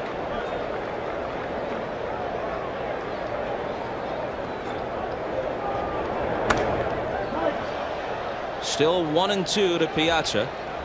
And let's look back at the ball Caminiti tag. Well, Ken Caminiti is very strong, and you can see here he gets the barrel out. I mean, he knows right away that ball is gone. It's an upper deck shot.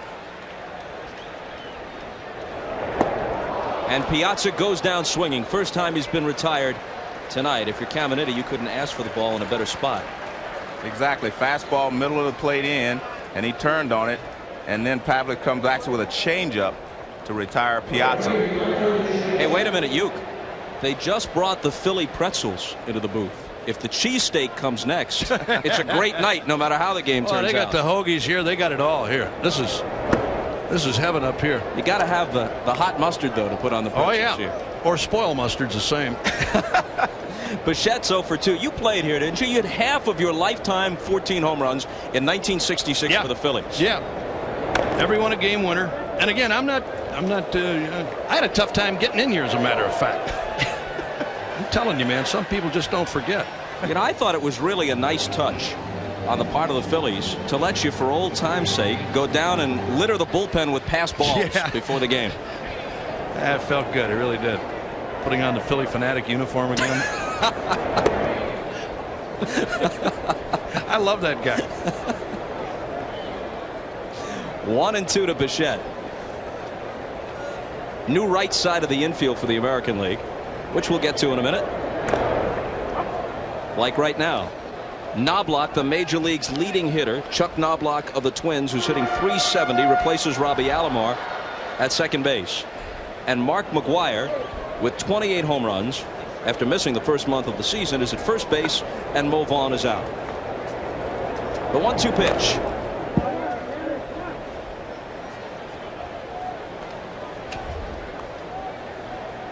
The only thing I was going to say, Bob, I never played in this ballpark. I was at Old Connie Mack Stadium. I know Joe played games at Old Connie Mack over on 22nd and Lehigh here in Philadelphia. Great old ballpark, Shibe Park, Connie Mack Stadium, and then later on they moved out here to Veterans Stadium. Matter of fact, they're talking about building a new ballpark here in Philadelphia too, just for baseball. Bichette goes the opposite way. Chasing it is Buhner. He can't get there. One bounce against the wall, and Bichette heading for second and in with a double.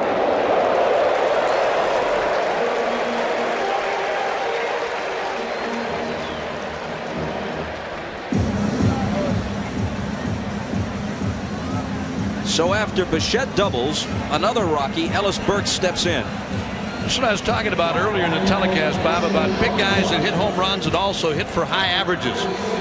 There's been those years, Joe, when you see a big guy, I mean a guy who's going to hit you deep, try to pull a ball like that. That's the difference in today's hitters. I think the emphasis on the big guys also trying to hit the ball the opposite way, going to the gap the other way, going to the line the other way, or going deep for that matter.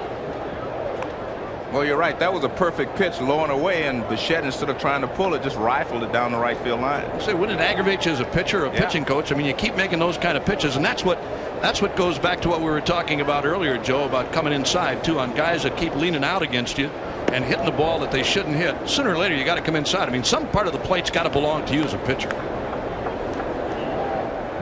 We're in the bottom of the 6th. 1 out, 1 on, 1 home on a long homer by Caminiti. And the count 1-1 to Ellis Burks, who's batting .342. He has 22 home runs at the break. His career high for a season, 21. And he has also fared just as well away from Coors Field as he has at home. One of the few Rockies who could make that statement. Yes.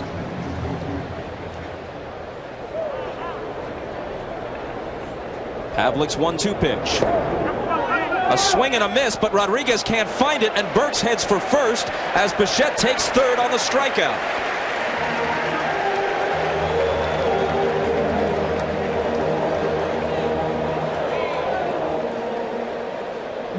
So a strikeout and wild pitch.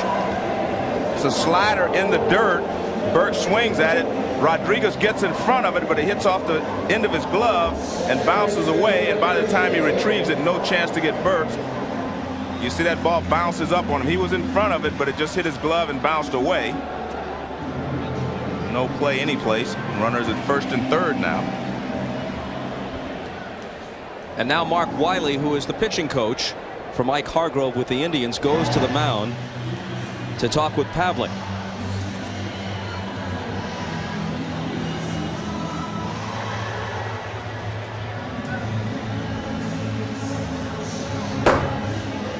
There's Troy Percival, one of a very few guys who doesn't just throw in the 90s, but on a good night and maybe with a generous radar gun will hit triple digits. Well, he's got a very good fastball, live fastball as well. It's interesting when you watch Pavlik pitch, Bob, because he actually throws across his body. He does everything that they tell you not to do as a pitcher, but he becomes very deceptive to right-handed hitters because he steps and then throws across his body. It's hard for you to pick the ball up. And especially on the breaking ball, Joe, you always have a tendency to give a little bit.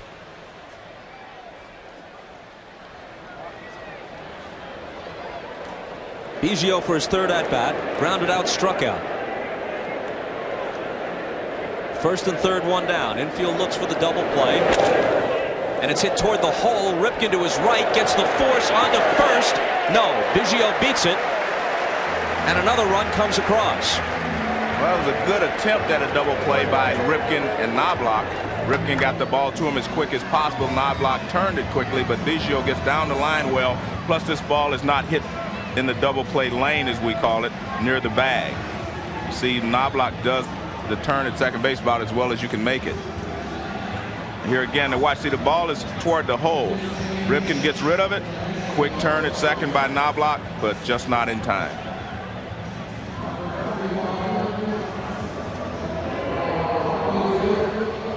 And now Eric Young comes into the game to pinch run for Biggio at first, and he'll remain as the second baseman. Here's Bagwell, who struck out his first time. 2 more runs home in the 6th to make it 6-0. 6 runs, 10 hits, and an error for the National League. 0-4-0 for the American League.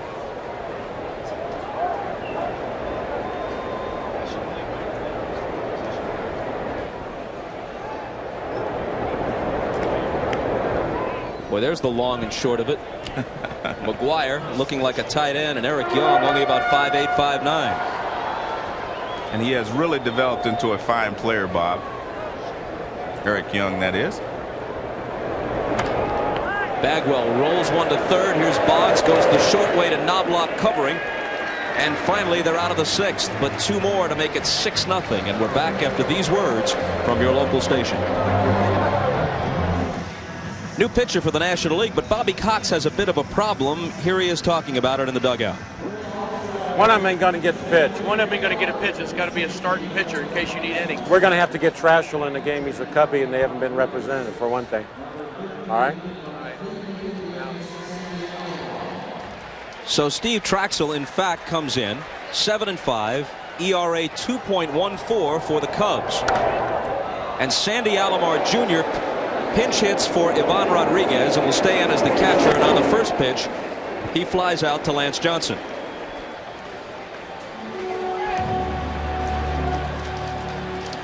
And as you all know, the Budweiser blimp has joined us tonight. Bud 1, illuminated from the inside, providing a view of the vet from overhead and downtown Philadelphia.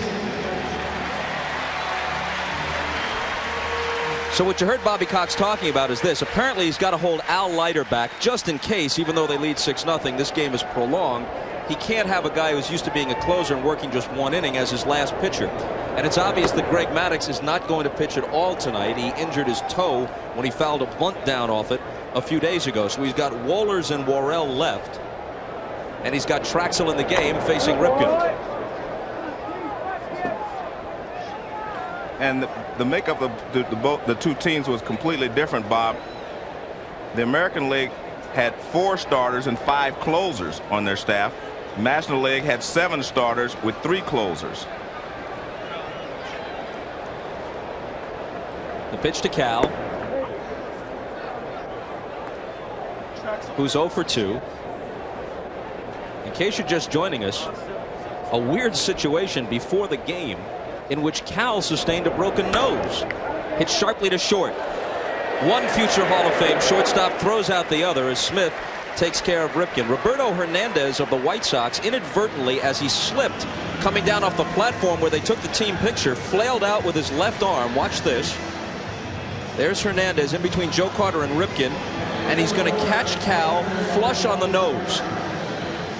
And that wasn't a love tap either. Blood was spurting. And in fact, his nose was broken, but as painful as it sounds, they were able to pop it back into place, and you don't play more than 2,200 consecutive games without playing through some bumps and bruises. I thought it was neat that he let Hernandez pop it back in place. He said, "Can I help you?" "Yeah, you put it out, put it back." Alex Rodriguez. Talk about a superstar on the horizon. He may have already arrived. He won't be 21 until later this month. He's batting .336 with 17 home runs at the break. And you can tell that his body hasn't filled out yet. He's going to get bigger and stronger. I tell you, it's filled out over what he brought to the big leagues last year, Bob. Tall, lanky kid a year ago when the Mariners brought him up.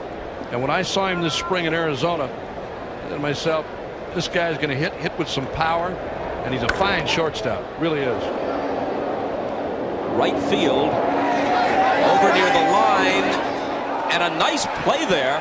A very nice play by Gary Sheffield, the new right fielder, gauging how much room he had, and he made use of every last inch. And then, in a nice gesture, tosses the ball to a fan as an all-star souvenir. Stretch time in Philly, 6-0. Welcome back to Veterans Stadium. The National League leads 6-0 as we head to the bottom of the 7th inning. Right now I'm joined by Mike Piazza, who would be the MVP if the game was to end right now. And Mike, this has got to be just a dream come true for you. A home run, a double. You grew up down there. We talked to your dad in section 122. Yeah, it's I'm really walking on air right now to come back here and just participate is one thing, and to hit a home run is another. So can't really describe it. I'm very, very happy and just very honored. Mike Schmidt, your childhood hero, he threw the first pitch to you. Describe the emotion of that. You know, just like a dream. I mean, really, I can't describe. And then he wrote on the ball, he just wished me the best and thought I was, you know, he said, "You're the best," because I think you're the best on the ball. He wrote that there. And just to grow up and watch Mike Schmidt, a Hall of Fame third baseman, and emulate, you know, try to emulate him and become the major league player is just, I'm really emotional right now. I'm really kind of choked up. I don't know what to say. Drafted 1390. You ever dream you'd be in this position? Well, I dreamed it. I just wanted to, you know, be blessed and work hard, and God has blessed me, and I'm very, very thankful and just very, very honored. Mike, thanks for taking the time. Congratulations on a great game. Thank you. Bob?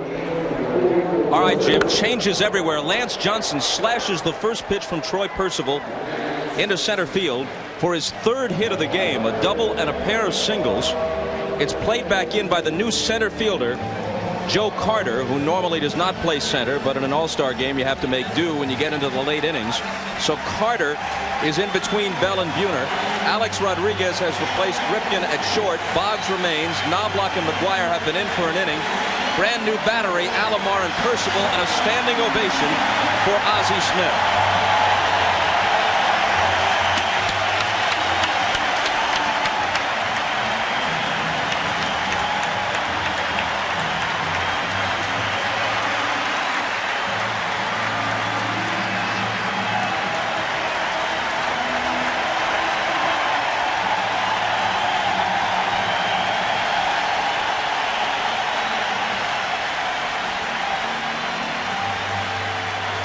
I hope he can hit.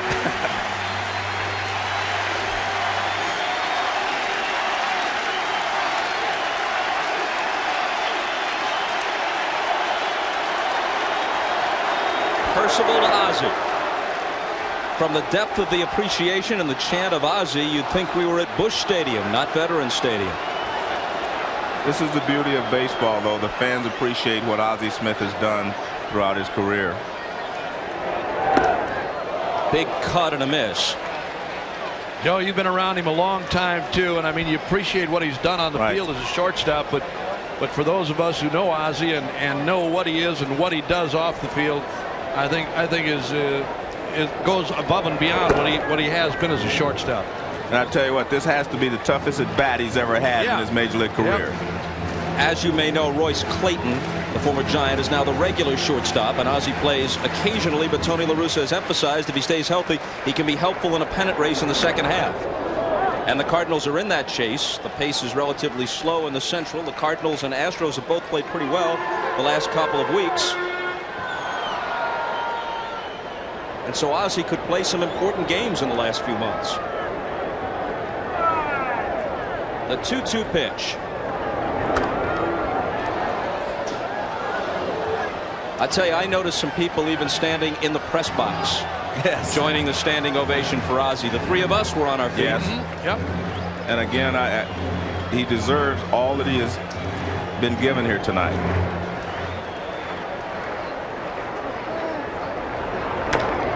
And a chopper towards second. Knobloch looks at second, but goes to first to retire Ozzie, with Johnson moving up.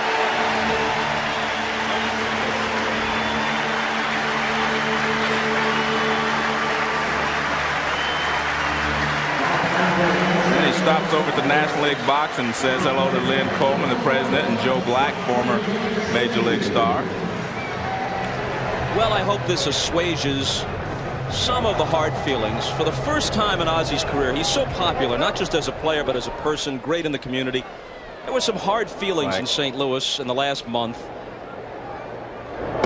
Sheffield never cheated, cuts and misses. He got it off his chest about how he wanted his career to end, and he felt that Tony La Russa didn't handle it properly, and La Russa clarified his position, and it was uncomfortable. People did not want to see a negative spin put on the end of Ozzie's career, and I hope that's behind him now. And you cannot criticize La Russa for what he did. There comes a time when the greatest of the great must step aside, and Royce Clayton is the better choice as the everyday shortstop now, although in a key game in a pennant race, Ozzie Smith might still win a ball game for you. Well, there's no doubt that Ozzie Smith knows how to win. He knows how to play to win. But I agree with you, there comes a time when all great players, their skills erode to the point where sometimes they're going to have to step aside. And I'm glad Ozzie has made a decision that he is going to step aside and let everyone know that. Sheffield with 25 homers. Percival's 1-1 pitch. Well, that's what Troy Percival does to you. He has a 90+ mile-an-hour fastball, and then he'll throw you a changeup or a curveball, and you see Gary Sheffield way out in front of this pitch. If he gets the second pitch over, whatever it may be, the game is over. He's untouchable then. Talking about as the closer for the Angels. Well, this guy, he never holds anything back, Bob. I mean, more often than not, you're going to get hard stuff from this guy. I mean, it's going to be fastball, fastball, boom. And as Joe said, every once in a while he's going to drop that nasty breaking ball on you and, I mean, put you away. The 2-2 pitch popped up in the middle of the diamond, not blocked. I think this guy actually does you a favor when he throws you a breaking ball. Unless it's that really down and away hard biting slider. Other than that, I mean, I'd go fastball, boom, inside, outside, and here's that last pitch again on Gary Sheffield. There it is. Breaking ball right there, and Sheffield got under it and popped it up. Caminiti, who homered off Pavlik in his only at bat, thinking about doing it twice.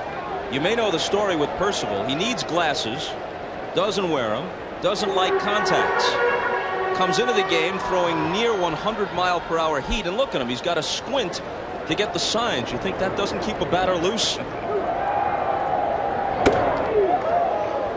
Use some chapstick too.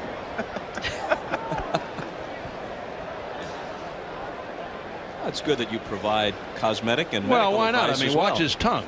It's got to get, your lips got to get chewed up. He just blew Caminiti away in that at bat. So a leadoff hit for Johnson, but they don't score. 2 innings left, still 6-0. When we asked Ozzie about his all-time best play, he went way back to early in his career when he was a Padre. Jeff Burroughs of the Braves will hit it. Watch this, a bad hop, and he barehands it. That is the greatest play I've ever seen anybody make, you know, as an infielder. I mean, I've seen some great plays, but to dive and then to get a bad hop and to barehand it while you're in your dive, get up and throw the runner out, no one has ever done anything like that before. And that's why he's the greatest shortstop, I think, defensively that ever lived. And as you saw in the foreground, the new pitcher is his former Cardinal teammate, Todd Worrell.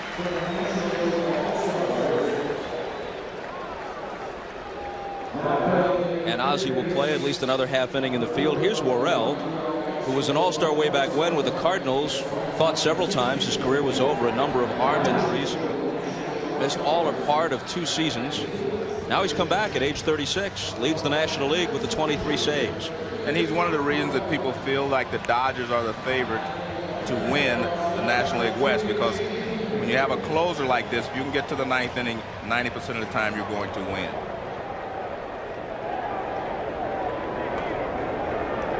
Buhner now on the first pitch, pops it toward Eric Young. There's the out, and now here comes the reaction, because the pinch hitter is going to be Joe Carter, and listen to the booing.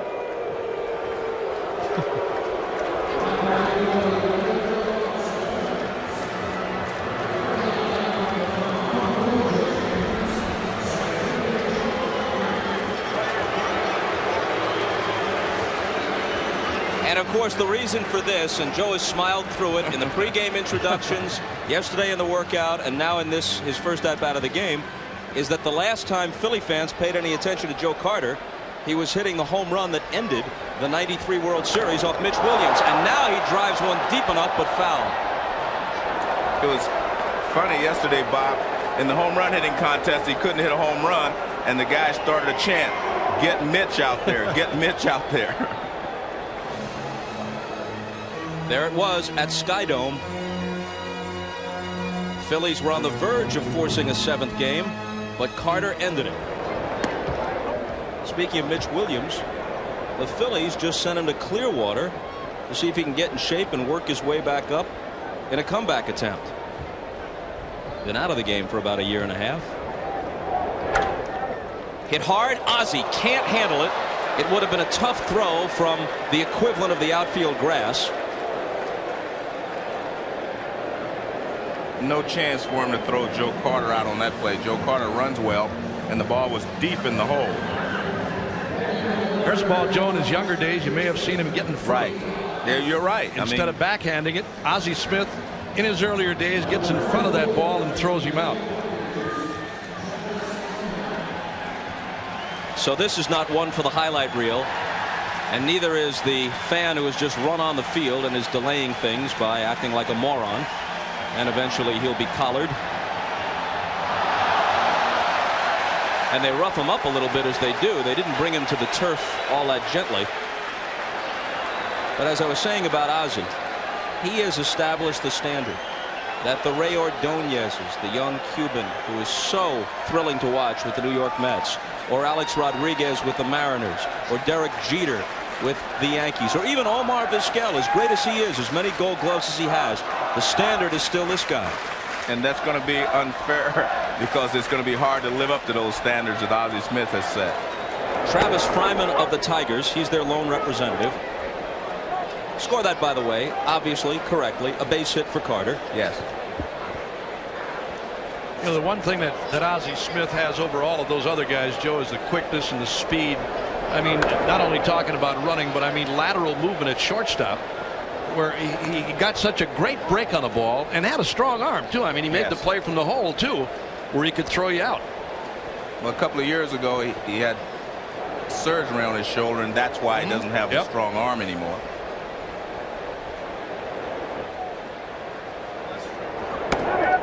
Off the outside corner from Worrell, 1-2, 1 on, 1 out. Bobby Cox manages to get Mark Grzelcyk, the young Expo player, into the game, not at his usual position, shortstop, but at third in place of Caminiti, so Ozzie can play another inning. And Travis Fryman takes a seat as Worrell changed speeds on it.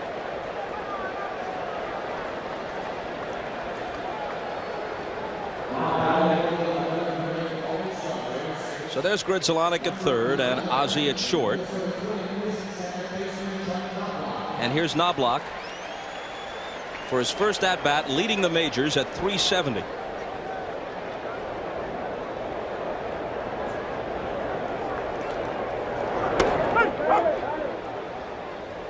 And a game would not be official unless we told you this copyrighted telecast presented by authority of the Office of the Commissioner of Baseball may not be reproduced or retransmitted in any form without express written consent. And be sure you have a notary public review it. A ball and a strike.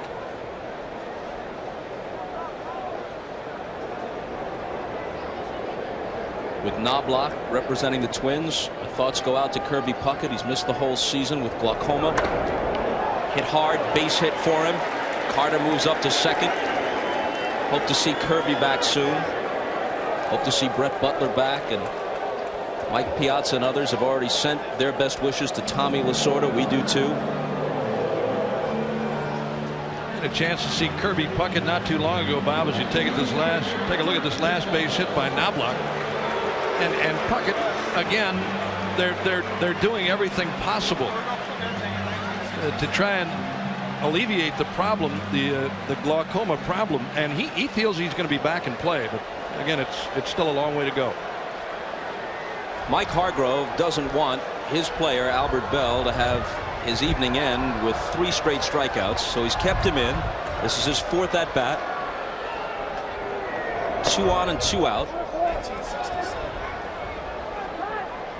Roberto Clemente struck out 4 times in the 1967 game, which went 15 innings at Anaheim. It was also the game, Bob, where the sun was behind center field and they could not see the ball very well. 5 o'clock start. Yeah.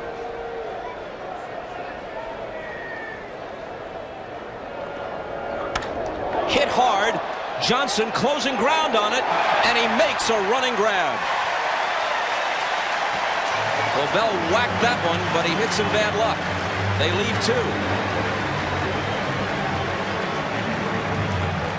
Well, the NBC sports staff pretty much providing the entire guest list for the late night lineup. You're on with Leno, Marv's on with Conan. Are you on with Greg Kinnear on later? No, I'm hanging out with you tonight. Oh, well, there you go. Yeah, we had a good time. Ed Hall, who was the announcer for Jay Leno and the Tonight Show. And, yeah, he was up here all day yesterday.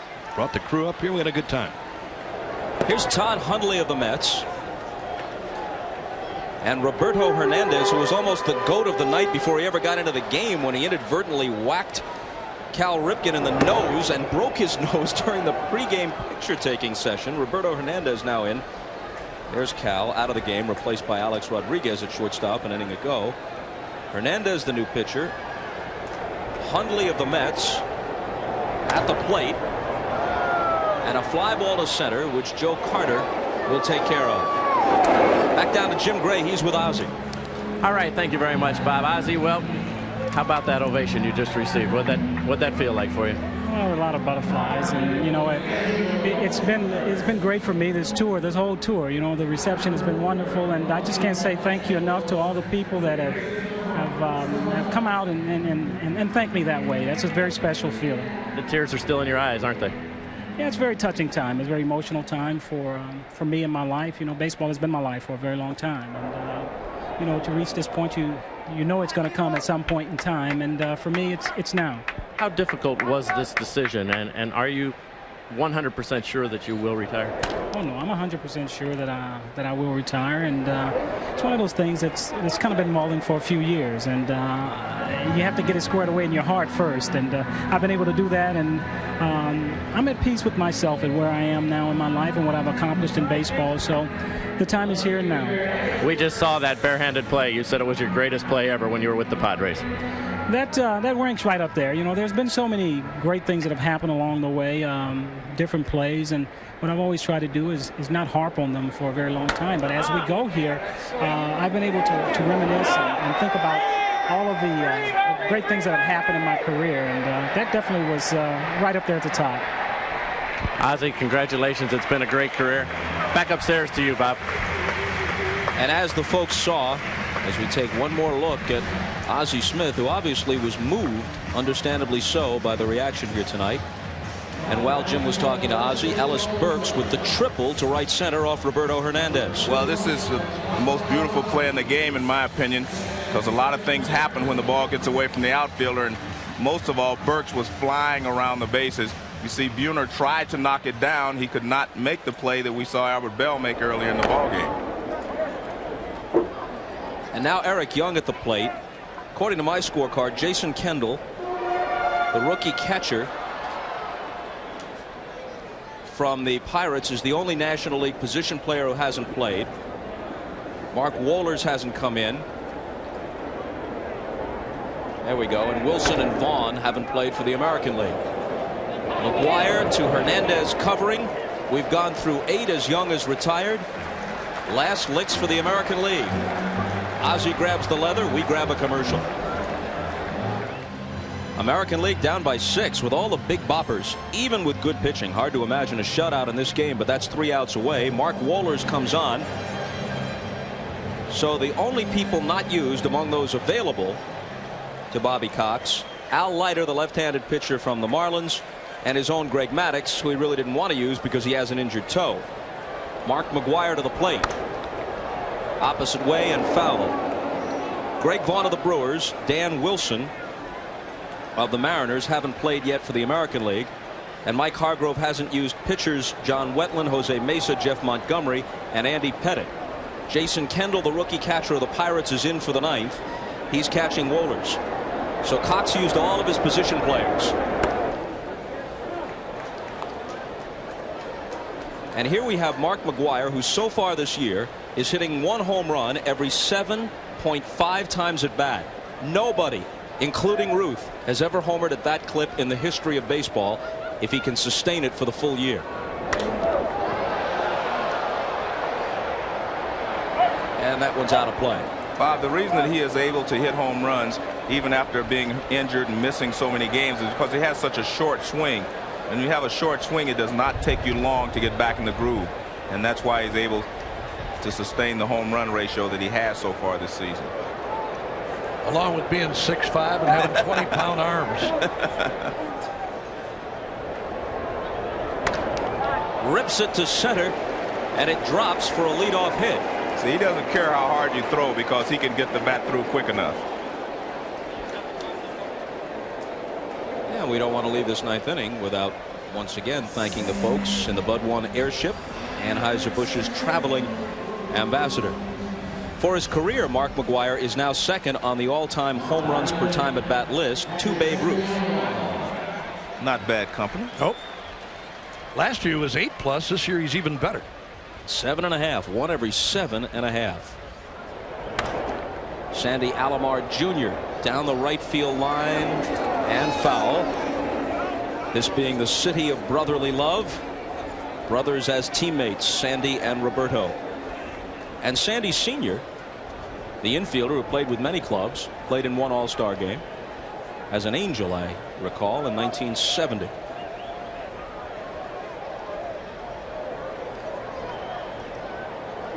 Sandy Jr.'s 0 for 1 since replacing Ivan Rodriguez. Before this ball game ends, you sit in a booth and broadcast an All-Star game this year, you'd be remiss not to mention Mel Allen, who called 15 All-Star games and countless World Series and so many great events, and was more than just a great announcer. He had one of those voices that just becomes the soundtrack of your summer, like Vin Scully or Ernie Harwell or Jack Buck or the other great announcers. And they're a dwindling breed. His voice made you feel that warmth and affection for the game. Mel passed away a few weeks ago. One of the true greats. Hits slowly to Ozzie, scoops it up, gets the force. Can Young turn it? Yes, he can. Double play. With Alomar running, that was possible. Well, how many of those has Ozzie started in his career? Wohlers gets the ground ball. Ozzie charges. It's a good slider down and away. Ozzie charges, gives the second baseman a routine throw. Young comes across, turns it, and that's a 6-4 to 3 double play.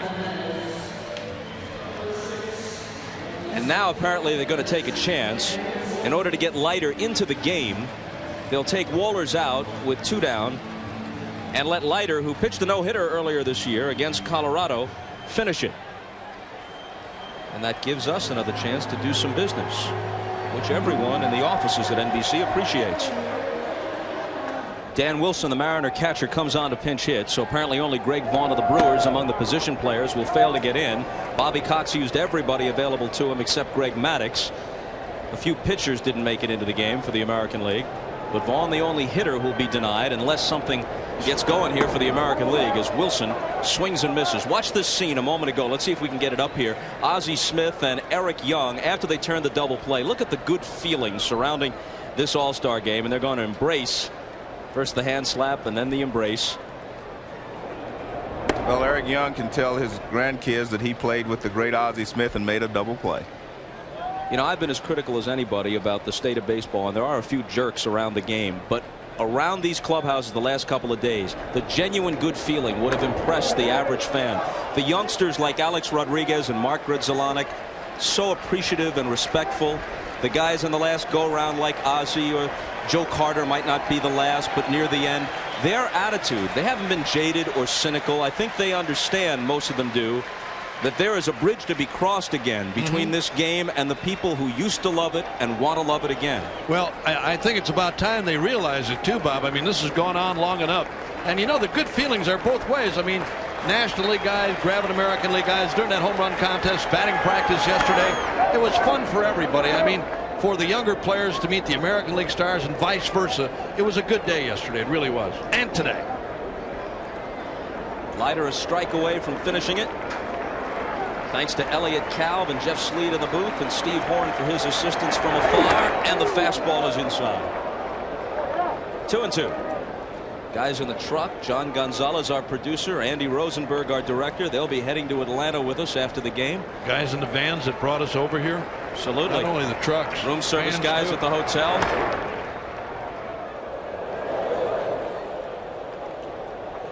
The ball girl, she's done a good job. Everybody.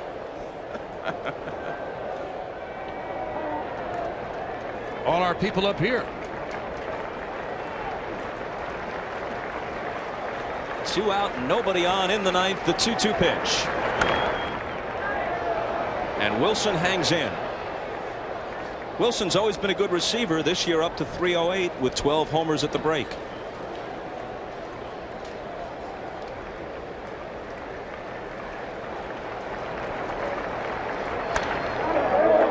Shallow right. This will do it. Sheffield tucks it away, and the National League, which had lost 6 in a row, has now won 3 straight. And who would have thought in a year like this in baseball that you'd see a shutout in the All-Star game? The American League's Big Boppers held to only 7 hits. The National Leaguers win it 6-0. Smoltz the winner, Nagy the loser. Homers by Piazza and Caminiti, and a fond farewell for Ozzie Smith.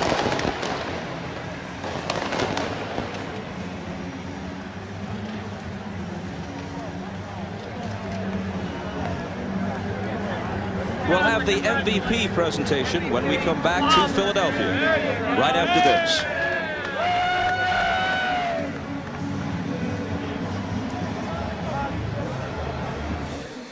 Well, Mike Piazza started establishing his All-Star credentials with his first at-bat tonight. He sent a tape measure shot soaring deep into the Philadelphia night. Later, he added an RBI double. The National League wins it 6-0, and to make it official as far as the MVP is concerned, here's Hannah Storm. And indeed it is official. Philadelphia's native son wins the MVP award in his hometown, and here is Acting Commissioner Bud Selig to present the trophy. Thank you, Hannah, and Mike, congratulations. And on behalf of Major League Baseball, congratulate you for winning the 1996 Most Valuable Player Award in the All-Star Game. Richly deserved. Great performance. Congratulations. Thank you very much, Commissioner. All right, why don't you take the trophy, first of all. Thank you, Commissioner Seal. I appreciate it.